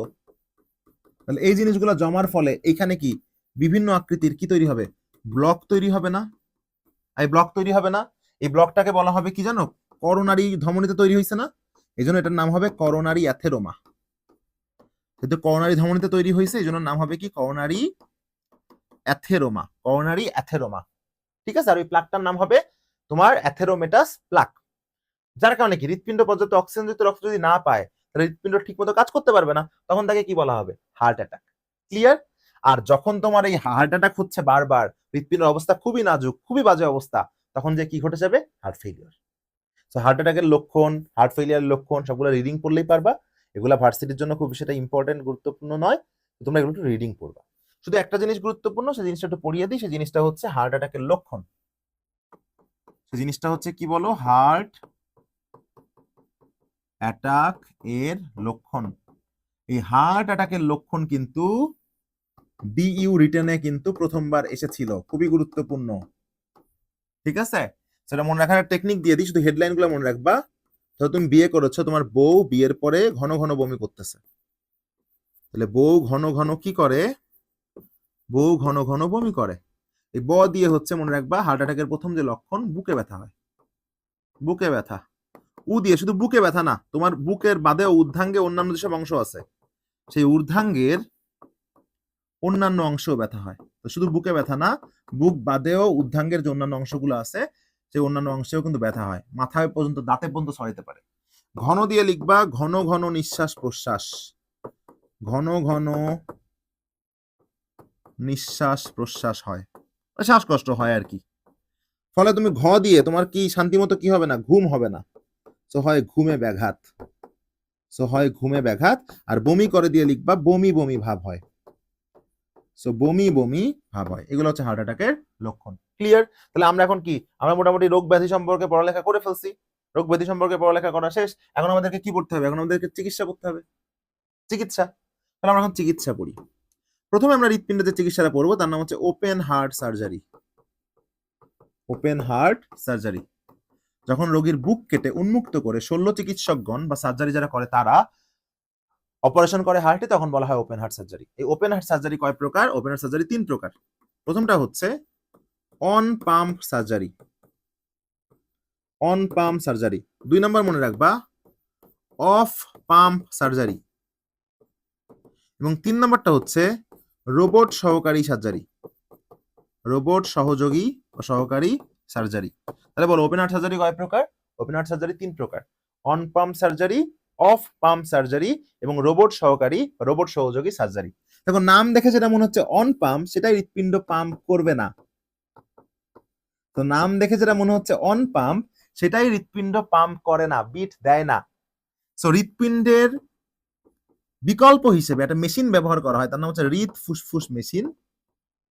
যে হৃৎ ফুসফুস মেশিনটা সাময়িকভাবে হৃৎপিণ্ডের দায়িত্ব নেয়, নিয়ে মানে তখন হৃৎপিণ্ড কোনো পাম্পই করতেছে না, শল্য চিকিৎসকগণ ডিরেক্টলি একটা নিস্তেজ হৃৎপিণ্ডে অপারেশনটা করে। ওইটুকু সময় তোমার হৃৎপিণ্ডের দায়িত্ব নেয়কে বাইরে থেকে একটা ইউজ করা মেশিন, তার নাম হৃৎ ফুসফুস মেশিন। কারণ আমরা জানি হৃৎপিণ্ড আর ফুসফুস মিলিয়ে তো কাজটা করে। ক্লিয়ার? আচ্ছা, এখন চিন্তা করে দেখো অফ পাম্প সার্জারি, নাম অফ পাম্প, বাট এটাতে কিন্তু হৃৎপিণ্ড কি করে, এটাতে কিন্তু হৃৎপিণ্ড পাম্প করে। এই জন্য এটাকে কিন্তু বলা হয় বিটিং হার্ট সার্জারি, মানে কি হার্ট বিট করে, বিটিং হার্ট সার্জারি। তাহলে বিটিং হার্ট সার্জারিতে ডাক্তাররা কিভাবে এই চিকিৎসাটা করে, হৃৎপিণ্ডর যে বিটটা, ধরো হৃৎপিণ্ড জোরে জোরে বিট করে, ওই বিটটাকে অ্যানেস্থেসিয়া দিয়ে একটু স্লো করে দেয়, খুব ধীরে ধীরে বিট করতেছে, ওই ধীরে ধীরে বিটের মধ্যে কিন্তু অপারেশনটা করে। একটু রিস্কি এটা। রোবট সহকারী সার্জারি হচ্ছে সবচেয়ে সূক্ষ্ম, সবচেয়ে সূক্ষ্ম সার্জারি। আর কথা মনে রাখবা, তাহলে ডাক্তাররা সবচেয়ে বেশি করে কোনটা, এই যে অন পাম্পটা, মানে যেটাই হৃৎপিণ্ড একদম বন্ধ করে দিয়ে, হ্যাঁ, সো হৃৎ ফুসফুস মেশিন ব্যবহার করে যেটা করে, এটা সবচেয়ে সর্বাধিক। তাহলে বলো এই তিনটার মধ্যে সবচেয়ে বেশি ব্যবহৃত কোনটা? On pump surgery. তাহলে আমি আবার বলতেছি ওপেন হার্ট সার্জারি 3 প্রকার, on pump surgery, off pump surgery, robot সহকারী সার্জারি। কোনটাতে হৃৎপিণ্ড বিট করে না? On pump. কোনটা হৃৎপিণ্ড বিট করে? Off pump. তাহলে কোনটাকে বিটিং হার্ট সার্জারি বলে? অফ পাম্প সার্জারিকে। কোনটা হৃদ ফুসফুস মেশিন ব্যবহার করা হয়? অন পাম্পে। তাহলে কোনটা হৃদ ফুসফুস মেশিন ব্যবহার করা হয় না? অফ পাম্পে। কোনটা সবচেয়ে সূক্ষ্ম বা মিনিমাল? সেটা হচ্ছে রোবট সহযোগী। এরপর আমরা যেটা পড়বো, যে চিকিৎসাটা পড়বো, সেই চিকিৎসাটার নাম হচ্ছে করোনারি বাইপাস। Coronary bypass. তোমরা সবাই জানো, রাস্তায় যখন আমরা একদম খুব ট্রাফিকের মধ্যে দিয়ে চলাচল করতে পারি না, তখন বাইপাস সড়ক থাকে পথচারীদের চলাচল করার জন্য। একইভাবে খেয়াল করে দেখো, ধরো কথার কথা, এই যে ধমনী দিয়ে হৃৎপিণ্ডে রক্ত যাচ্ছে, ধরো এটা হার্ট ধরে নিলাম। এই ধমনী আমরা জানি করোনারি মানে হচ্ছে হৃৎপিণ্ড, তাহলে এই ধমনীর নাম কি? এই ধমনীর নাম হচ্ছে করোনারি ধমনী। এটা দিয়ে পর্যাপ্ত অক্সিজেনযুক্ত রক্ত এখানে যাচ্ছে, তো কোনো কারণে এখানে একটা ব্লক তৈরি হয়ে গেছে, ব্লক তৈরি হয়ে গেল। ব্লক তৈরি হলে কি হার্টে পর্যাপ্ত অক্সিজেনযুক্ত রক্ত যেতে পারতেছে? পারতেছে না। তখন আমরা কি করব? পা থেকে, বিশেষ করে পা থেকে আমরা একটা শিরা আসছে, সেই শিরাটার নাম হচ্ছে স্যাফেনা পারভা শিরা, স্যাফেনাস বা স্যাফেনা পারভা শিরা। ওই শিরাটা এনে আমরা যে এখানে জাস্ট একটা কি তৈরি করে দিব, একটা বিকল্প পথ তৈরি করে দিব। দিলে এই অক্সিজেনযুক্ত রক্তটা এখানে বাধা পেয়ে যে এই পথ দিয়ে এসে এখানে চলে আসবে। সো আমরা এটা একটা বাইপাস ক্রিয়েট করে দিলাম না, এজন্য এটাকে আমরা বলা হয় করোনারি বাইপাস। তাহলে বাইপাস ক্রিয়েট করে দিয়েছি, এজন্য আমরা এটাকে কি বলবো? Coronary bypass. এরপরে আমরা হৃৎপিণ্ডের যে চিকিৎসাটা পড়বো, সেই চিকিৎসাটার নাম হচ্ছে পেসমেকার। আমরা কিন্তু সবাই জানি আমাদের হৃৎপিণ্ডের জন্য আল্লাহ তাআলা একটা প্রাকৃতিক পেসমেকার দিয়ে দিয়েছে, তার নাম হচ্ছে সাইনোঅ্যাট্রিয়াল নোড, যেটা আমাদের ন্যাচারাল পেসমেকার। এইটা যখন আলটিমেটলি কাজ করতে পারে না, তখন কাজ করে অ্যাট্রিওভেন্ট্রিকুলার নোড, যেটা আমাদের কি রিজার্ভড পেসমেকার। এটাও কিন্তু আমরা পড়িয়েছি, রিজার্ভ পেসমেকার। তখন কিন্তু আলটিমেটলি এই দুটো যখন কাজ না করে, তখন আমাদেরকে লাগাইতে হয় আর্টিফিশিয়াল পেসমেকার, আর্টিফিশিয়াল পেসমেকার, বা যেটাকে আমরা বলি কৃত্রিম পেসমেকার। এই কৃত্রিম পেসমেকারে কি কি থাকে? 1 থেকে 3টি তার থাকে, যে তারগুলাকে লিড বলা হয়। 1 থেকে 3টি তার থাকে, যে তারগুলাকে কি বলা হয়? লিড। একটি থাকে ব্যাটারি, কি ব্যাটারি বলো? Lithium ion battery. ঠিক আছে, তাহলে বলে একটা থাকে ব্যাটারি, সে ব্যাটারিটার নাম আমরা কি বলবো? সে ব্যাটারিটার নাম আমরা বলবো হচ্ছে লিথিয়াম আয়ন ব্যাটারি। ক্লিয়ার? একটা থাকে ব্যাটারি, সে ব্যাটারিকে আমরা বলবো লিথিয়াম আয়ন ব্যাটারি। ঠিক আছে, লিথিয়াম আয়ন ব্যাটারি এটা বলবো? এটা আমরা বলবো না, আমরা বলবো লিথিয়াম ব্যাটারি। কি ব্যাটারি বলো? লিথিয়াম আয়ন দিবা না, তো শুধু লিথিয়াম ব্যাটারি। এটা কিন্তু খুব ইম্পর্টেন্ট। সো 1 থেকে 3টা তার থাকবে, তারগুলাকে লিড বলবে। একটি ব্যাটারি থাকবে, সেই ব্যাটারিটাকে আমরা বলবো হচ্ছে lithium battery, lithium ion battery কিন্তু না। আর একটি জেনারেটর থাকবে, একটি জেনারেটর, একটি জেনারেটর থাকবে। ওকে, তাহলে খেয়াল করে আমরা কি বললাম? আমরা আলটিমেটলি একটা পেসমেকারে 1 থেকে 3টা তার থাকবে, তারগুলোকে লিড বলবে। একটি ব্যাটারি থাকবে, যেটা হবে লিথিয়াম ব্যাটারি। হ্যাঁ, লিথিয়াম আয়ন ব্যাটারি থাকবে না, পরীক্ষায় কিন্তু অপশনে থাকবে যে কোনটি পেসমেকার ব্যবহার করা হয়। অপশনে কিন্তু লিথিয়াম আয়ন ব্যাটারিও থাকবে, ওটা অ্যান্সার হবে না। অ্যান্সার হবে কি ব্যাটারি? Lithium battery. এবং একটা থাকবে কি বলো? একটা থাকবে হচ্ছে জেনারেটর। এই জেনারেটরটা আলটিমেটলি কি দিবে? শক্তি দিবে। এখন তুমি চিন্তা করে দেখছো যে কেন এখানে 1 থেকে 3টি তার থাকে? কারণ এখানে আমরা জানি হৃৎপিণ্ডে 4টা প্রকোষ্ঠ আছে। প্রথম প্রকোষ্ঠকে বলা হয় কি? Right atrium, right ventricle, left atrium, left ventricle. তোমরা সবসময় মনে রাখবা যে তোমার এই যে ইয়েটা কি বলে, এই যে তোমার হচ্ছে পেসমেকার, এটা কিন্তু 3 প্রকার। কৃত্রিম পেসমেকার 3 প্রকার। প্রথমটা হচ্ছে এক প্রকোষ্ঠী পেসমেকার। পরেরটা কি বলো? দ্বিপ্রকোষ্ঠী পেসমেকার। তারপরটা কি বলো? ত্রিপ্রকোষ্ঠী পেসমেকার। এক প্রকোষ্ঠী, দ্বিপ্রকোষ্ঠী, ত্রিপ্রকোষ্ঠী। তাহলে এক প্রকোষ্ঠীতে কয়টা তার থাকবে? একটি। দ্বিপ্রকোষ্ঠীতে কয়টা তার থাকবে? 2টি। ত্রিপ্রকোষ্ঠীতে কয়টা তার থাকবে? 3টি। তাহলে একটা তার যদি থাকে, সে শুধুমাত্র কই থাকবে? হয় রাইট অ্যাট্রিয়ামে থাকবে, নাহলে রাইট ভেন্ট্রিকলে থাকবে। তাহলে একটি তার থাকা মানে সে রাইট অ্যাট্রিয়াম অথবা রাইট ভেন্ট্রিকলে থাকবে। 2টা তার যদি থাকে, তার মানে কি? সে রাইট অ্যাট্রিয়াম, রাইট ভেন্ট্রিকল 2টা জায়গাতেই থাকবে। রাইট অ্যাট্রিয়ামেও থাকবে, রাইট ভেন্ট্রিকলেও থাকবে। যদি 3টা তার থাকে তাহলে সিস্টেমটা হবে দেখো এমন, এই যে এল সিস্টেম, তাহলে তখন কি হবে বলো তো, রাইট অ্যাট্রিয়ামে থাকবে, রাইট ভেন্ট্রিকলে থাকবে, প্লাস লেফট ভেন্ট্রিকলে থাকবে। লেফট কোথায় থাকবে? লেফট ভেন্ট্রিকলে থাকবে। ওকে, লেফট ভেন্ট্রিকলে থাকবে। তাহলে বলো, হৃৎপিণ্ডের কোন প্রকোষ্ঠে কখনো পেসমেকারের তার ব্যবহার করা হয় না? লেফট অ্যাট্রিয়ামে। 3টা তারই যদি ব্যবহার করে, এই যে এল system, right atrium plus right ventricle plus left ventricle. Normally যাদের পেসমেকার লাগানো হয়, কয়টা ব্যবহার করা হয়? এক প্রকোষ্ঠী পেসমেকার কি ব্যবহার করা হয়? একটাই তার ব্যবহার করা হয়, হয় রাইট অ্যাট্রিয়ামে দেয় না রাইট ভেন্ট্রিকলে দেয়। বাট যার হৃৎপিণ্ডের অবস্থা খুবই নাজুক, খুবই দুর্বল, তার ওই একটা প্রকোষ্ঠে বা দিয়ে আসলে কাজ হয় না, জন্য 2টা প্রকোষ্ঠ বা 3টা প্রকোষ্ঠ দেওয়া লাগে। ঠিক আছে, তো এই হচ্ছে কাহিনী। আর মনে রাখবা, পেসমেকারের যে ব্যাটারি, এই ব্যাটারি যে lithium battery, not lithium ion battery, এটার স্থায়িত্বকাল 7 থেকে 10 বছর। 7 থেকে 10 বছর পরে কিন্তু এটা আবার চেঞ্জ করতে হয়। বুঝতে পেরেছো? তাহলে এটা হচ্ছে পেসমেকার।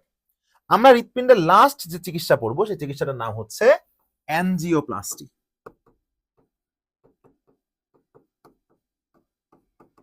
তোমাদেরকে আমি বলেছি অ্যানজিও মানে হচ্ছে ব্লাড ভেসেল বা রক্তবাহিকা। একটা দেয়াল যদি ক্ষয়ে যায়, আমরা প্লাস্টার করি না, সেই প্লাস্টি মানে হচ্ছে পুনর্নির্মাণ। পুনর্নির্মাণ। তাহলে যদি কখনো হৃৎপিণ্ডের কোনো জায়গায় ব্লক তৈরি হয়ে যায়, এই ব্লকটাকে যদি আমি পুনর্নির্মাণ করি বা নতুন করে ঠিক করার চেষ্টা করি, তখন তাকে আমরা বলবো অ্যানজিওপ্লাস্টি। এই অ্যানজিওপ্লাস্টি আবিষ্কার করছে যে বিজ্ঞানী, তার নাম হচ্ছে বিজ্ঞানী অ্যান্ড্রেস গ্রোয়েনজিগ। অ্যান্ড্রেস গ্রোয়েনজিগ, এটা একটু মনে রাখার চেষ্টা করবা। এই অ্যানজিওপ্লাস্টি কিন্তু বিভিন্ন প্রকার। তার মধ্যে প্রথমটা হচ্ছে বেলুন এনজিওপ্লাস্টি। এই বেলুন এনজিওপ্লাস্টিতে আগে অ্যানজিওগ্রাম করে নিশ্চিত হতে হয় যে কোথায় ব্লক হয়েছে। তারপরে ওইখানে ধরো একটা বেলুন পাঠানো হয়। এই যে বেলুনটা যায়, এই বেলুনটা মাঝখানে কিন্তু আস্তে আস্তে করে ফোলানো হয়, ফোলাইতে ফোলাইতে বড় হয়, তো ওই ব্লকটা একটু চেপে যায়, হচ্ছে বেলুন এনজিওপ্লাস্টি। 2 নাম্বারটা হচ্ছে করোনারি স্টেন্টিং। তোমরা চিন্তা করে দেখো তো, করোনারি স্টেন্টিং যেটা, এটা কি? করোনারি স্টেন্টিং হচ্ছে এই যে বেলুন এনজিওপ্লাস্টিটা যে ফুলায় বড় করলো, ওই ব্লকটার কিন্তু কিছু হলো না, ওই ব্লকটা কিন্তু আবার আগের জায়গায় ফেরত আসতে পারে না। পারে কিন্তু, ধরো আমি জাস্ট বেলুনটা ফুলাই এটাকে একটু প্রশস্ত করে দিলাম, এরপর তো বেলুন আমি বের করে আনতেছি, পরে আবার ওটা আস্তে আস্তে আস্তে আস্তে আবার জড়ো হয়ে যেতে পারে না। এই জন্য একটা স্টেন্ট ব্যবহার করা হয়। এই জন্য এই ক্ষেত্রে এটা কি ব্যবহার করে? স্টেন্ট বা জালক। এই স্টিলের, বিশেষ ধরনের স্টিলের নির্মিত জালক, যে জালকটা কিন্তু ওর মধ্যে বেলুনও পাঠায়, বেলুনের উপরে ওই জালকটা থাকে, বেলুনটা আস্তে আস্তে বড় হয়, জালকটা আস্তে আস্তে বড় হয়, পরে বেলুনটা বের করে নিয়ে আসে, পরে জালকটা কিন্তু মাঝখানে থেকে যায়, যার ফলে দুই সাইডে কিন্তু ব্লক থাকলেও এটা কিন্তু পুনরায় র্যাক হওয়ার কোনো চান্স থাকে না। এটাই হচ্ছে করোনারি স্টেন্টিং। এবং মনে রাখবা, এই এনজিওপ্লাস্টির ক্ষেত্রে সবচেয়ে বেশি এই করোনারি স্টেন্টিং পদ্ধতি ব্যবহার করা হয়। এরপরে মনে রাখবা আরেকটা আছে লেজার এনজিওপ্লাস্টি। লেজার এনজিওপ্লাস্টি এটা কি জিনিস? লেজার বা ব্লেড বা ঘূর্ণি, ওর মধ্যে দিয়ে লেজার দিয়ে ওইটা কেটে ফেলে, বা ব্লেড দিয়ে ওটা কেটে ফেলে, ওই জমাটকৃত অংশটাকে কেটে ফেলে, একটু প্রশস্ত করে দেয়। এটা হচ্ছে লেজার এনজিওপ্লাস্টি। আর ফাইনালি যেটা আছে 4 নাম্বার, সেটা হচ্ছে করোনারি অ্যাথেরেক্টমি। Coronary atherectomy. তোমরা সবাই মনে রাখবা, এই যে অ্যাথেরেক্টমি, এই যে অ্যাথেরেক্টমি, তার মানে কি লাস্টে কি আছে? একটমি। এই একটমি মানে হচ্ছে কেটে বের করে আনা। মেডিকেল সায়েন্সে একটমি দ্বারা কি বোঝায়? কোনো কিছু কেটে বের করে আনা বোঝায়। যেমন ধর টনসিল যখন হয়, টনসিলে প্রদাহ হয়, টনসিলাইটিস হয়, তখন টনসিলকে কেটে যদি বের করে নিয়ে আসে, নাম কি হবে? টনসিলেক্টমি। অ্যাপেন্ডিক্স যদি কেটে বের করে নিয়ে আসে, নাম কি হবে? অ্যাপেন্ডেক্টমি। ছেলেদের সেমিনাল ভেসিকলকে যদি আমরা কেটে বেঁধে দিই, নাম কি হবে? ভ্যাসেক্টমি। মেয়েদের ফেলোপিয়ান টিউবকে যদি কেটে বেঁধে দিই, নাম কি হবে? টিউব থেকে টিউবেক্টমি। বুঝতে পারছো? সো এইটাও এই ক্ষেত্রে কি হয়? ক্লটটাকে কেটে বের করে নিয়ে আসে। তো এই তো হচ্ছে আমাদের ছিল অ্যানজিওপ্লাস্টি প্রসেস। এখন চলো আমরা হৃৎপিণ্ডের এই যে রোগ এবং চিকিৎসা, হৃদরোগ এবং চিকিৎসা নিয়ে কিছু এমসিকিউ সলভ করার চেষ্টা করি। হৃদরোগ এবং চিকিৎসা নিয়ে কিছু এমসিকিউ সলভ করার আমরা চেষ্টা করি, দেখা যাক কি হয়। হৃৎপিণ্ডের রক্তনালীতে ব্লক আছে কিনা জানার জন্য কি করা হয়? অনেকবার পড়িয়েছি, অ্যানজিওগ্রাম করা হয়। এই অ্যানজিও মানে রক্তবাহিকা, রক্তবাহিকায় ব্লক আছে কিনা জানার জন্য কি করা হয়? Coronary angiogram. অস্বাভাবিক হৃদস্পন্দনকে কি বলে? তোমরা মনে রাখবা, হৃৎপিণ্ডের যে অস্বাভাবিক হৃদস্পন্দন, এটাকে বলা হয় অ্যারিথমিয়া। তোমরা রিদম শুনছো না? রিদম, রিদম মানে কি? এটা ছন্দে ছন্দে হচ্ছে। তাহলে এ মানে কি? বিপরীত। এ বা এন মানে জীববিজ্ঞানে বিপরীত বোঝায়। তাহলে অ্যারিথমিয়া মানে কি? যখন স্বাভাবিক স্পন্দনটা হচ্ছে না, রিদমে হচ্ছে না, তখন তার নাম কি হবে? অ্যারিথমিয়া।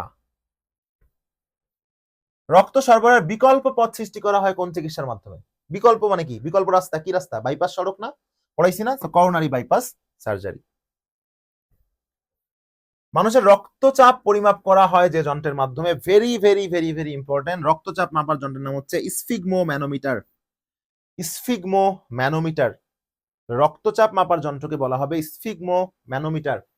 একজন সুস্থ প্রাপ্তবয়স্ক মানুষের সিস্টোলিক চাপ কত? সিস্টোলিক চাপ হচ্ছে 100 থেকে 140 মিলিমিটার পারদ, আর 70 থেকে 80 হচ্ছে ডায়াস্টোলিক চাপ। ডায়াস্টোলিক চাপ হচ্ছে 70 থেকে 80 মিলিমিটার পারদ, আর সিস্টোলিক চাপ হচ্ছে 61 থেকে 140 বা 110 থেকে 120 মিলিমিটার পারদ। ঠিক আছে, তো এই ছিল আমাদের হচ্ছে হৃৎপিণ্ড রোগ সম্পর্কিত কিছু কোশ্চেন। এখন আমরা লসিকা নিয়ে একটু লেখাপড়া করব। লসিকা সম্পর্কিত কিছু তথ্য। মনে রাখবো এই লসিকা হচ্ছে আমাদের দেহের টিস্যু রস।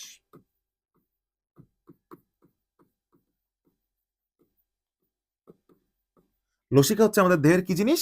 লসিকা হচ্ছে আমাদের দেহের টিস্যু রস। মনে থাকবে? তো আমাদের দেহের যে সকল জায়গায় রক্ত পৌঁছাইতে পারে না, সেই সকল জায়গায় কিন্তু আলটিমেটলি লসিকা আমাদের গুরুত্বপূর্ণ যে অক্সিজেন বা আমাদের যে বর্জ্যটা আছে সেটা বের করে দেওয়ার ব্যবস্থা করে কোনটাই? লসিকা। তো মনে রাখবা এই লসিকা কে ইংলিশে বলে হচ্ছে, বায়োলজিতে বলে হচ্ছে লিম্ফ। আর তোমরা জানো লিম্ফ আর জেনেসিস মানে তৈরি হওয়ার প্রক্রিয়া। তাহলে যদি বলি লসিকা তৈরি হওয়ার প্রক্রিয়াকে কি বলে? লিম্ফোজেনেসিস। লসিকা তৈরির প্রক্রিয়াকে কি বলে? লিম্ফোজেনেসিস। এই লিম্ফো মানে কি? লিম্ফো মানে লিম্ফ, লিম্ফ মানে কি? লসিকা। আর জেনেসিস মানে কি? তৈরি হওয়ার প্রক্রিয়া। তৈরি হওয়ার প্রক্রিয়া। লসিকা তৈরি হওয়ার প্রক্রিয়াকে আমরা কি বলবো? লসিকা তৈরি হওয়ার প্রক্রিয়াকে আমরা বলবো হচ্ছে লিম্ফোজেনেসিস। ঠিক আছে? আচ্ছা, লসিকায় সবচেয়ে বেশি উপাদান আছে। মনে করো লসিকায় 2 ধরনের উপাদান আছে। আচ্ছা, লসিকায় 2 ধরনের উপাদান আছে। তার মধ্যে একটা উপাদানকে বলা হয় কোষ উপাদান, কোষ উপাদান, এবং আরেকটা উপাদান হচ্ছে কোষবিহীন উপাদান। একটা হচ্ছে কোষ উপাদান আর একটা হচ্ছে কোষবিহীন উপাদান। এই কোষ উপাদানের মধ্যে বেশি আছে কি? শ্বেত রক্তকণিকা, লিম্ফোসাইট, ডাব্লিউবিসি এর লিম্ফোসাইট। স্বাভাবিক, দেখো লিম্ফোর মধ্যে কি লিম্ফ আছে না? So lymphocyte. লসিকায় গড়ে 500 থেকে 75,000 লিম্ফোসাইট থাকে। ঠিক আছে, লিম্ফ থেকে লিম্ফো, মনে থাকবে না? তাহলে লসিকার কোষ উপাদানের মধ্যে কি আছে? শ্বেত রক্তকণিকা, লিম্ফোসাইট। লসিকায় গড়ে 500 থেকে 75,000 লিম্ফোসাইট থাকে। কোষবিহীন উপাদানের মধ্যে আছে পানি আর কঠিন পদার্থ। বলতো কোনটা বেশি হবে? পানি বেশি হবে না? মনে রাখবা লসিকার কোষবিহীন উপাদানের মধ্যে 94% হচ্ছে পানি, মাত্র 6% হচ্ছে কঠিন পদার্থ। মনে থাকবে? আর এই কঠিন পদার্থের মধ্যে কি কি আছে? কার্বোহাইড্রেট, প্রোটিন, লিপিড, তাই না? তারপরে রোগ প্রতিরোধ করার জন্য আছে না? এই জিনিসগুলো কিন্তু আলটিমেটলি থাকে। আর আমাদের দেহে মনে রাখবা গড়ে 400 থেকে 700টা লসিকা গ্রন্থি থাকে। 400 থেকে 700টা লসিকা গ্রন্থি থাকে। লসিকা গ্রন্থি, লসিকা গ্রন্থি। সবচেয়ে বেশি লসিকা গ্রন্থি থাকে কোথায় কোথায়? ঘাপকুতে। ঘাপকু, ঘাপকু মানে কি? ঘাতে ঘাড়, সো ঘাড়ে, বতে বগলে, আর কুতে কুচকিতে। সো ঘাড়ে, বগলে এবং কুচকিতে সবচেয়ে বেশি কিন্তু লসিকা গ্রন্থি থাকে। আর আমরা জানি আমাদের সংবহন তন্ত্র হচ্ছে রক্ত সংবহন তন্ত্র, বাট লসিকাকে কিন্তু বলা হয় আমাদের মানবদেহের দ্বিতীয় সংবহন তন্ত্র। তাহলে বলো মানবদেহের দ্বিতীয় সংবহন তন্ত্র কোনটা? মানবদেহের দ্বিতীয় সংবহন তন্ত্র হচ্ছে লসিকা। তো লসিকা সম্পর্কে এই কথাগুলো একটু মনে রাখতে হবে। আমরা পড়ছি না, আমরা অ্যাডেনয়েড পড়ছি, আমাদের যে টনসিল পড়ছি, তাই না? এই টনসিল, অ্যাডেনয়েড, এগুলো সবই কিন্তু লসিকার উদাহরণ। সো এই তো লসিকা নিয়ে মোটামুটি কিছু কথাবার্তা। লসিকা দিয়ে একটা এমসিকিউ আছে, সেই এমসিকিউটা আমরা একটু সলভ করে নিই। কি পরীক্ষা দেখি লসিকা দিয়ে কি প্রশ্ন আসছে। লসিকা দিয়ে যে এমসিকিউটা রয়েছে সেই এমসিকিউটা হচ্ছে এই যে, কোনটি লোহিত রক্তকণিকার কবরস্থান? প্লীহা। এই প্লীহাও কিন্তু একটি লসিকা গ্রন্থি। কোনটি লোহিত রক্তকণিকার কবরস্থান? সে হচ্ছে প্লীহা। প্লীহাও কিন্তু একটা গুরুত্বপূর্ণ লসিকা গ্রন্থির নাম।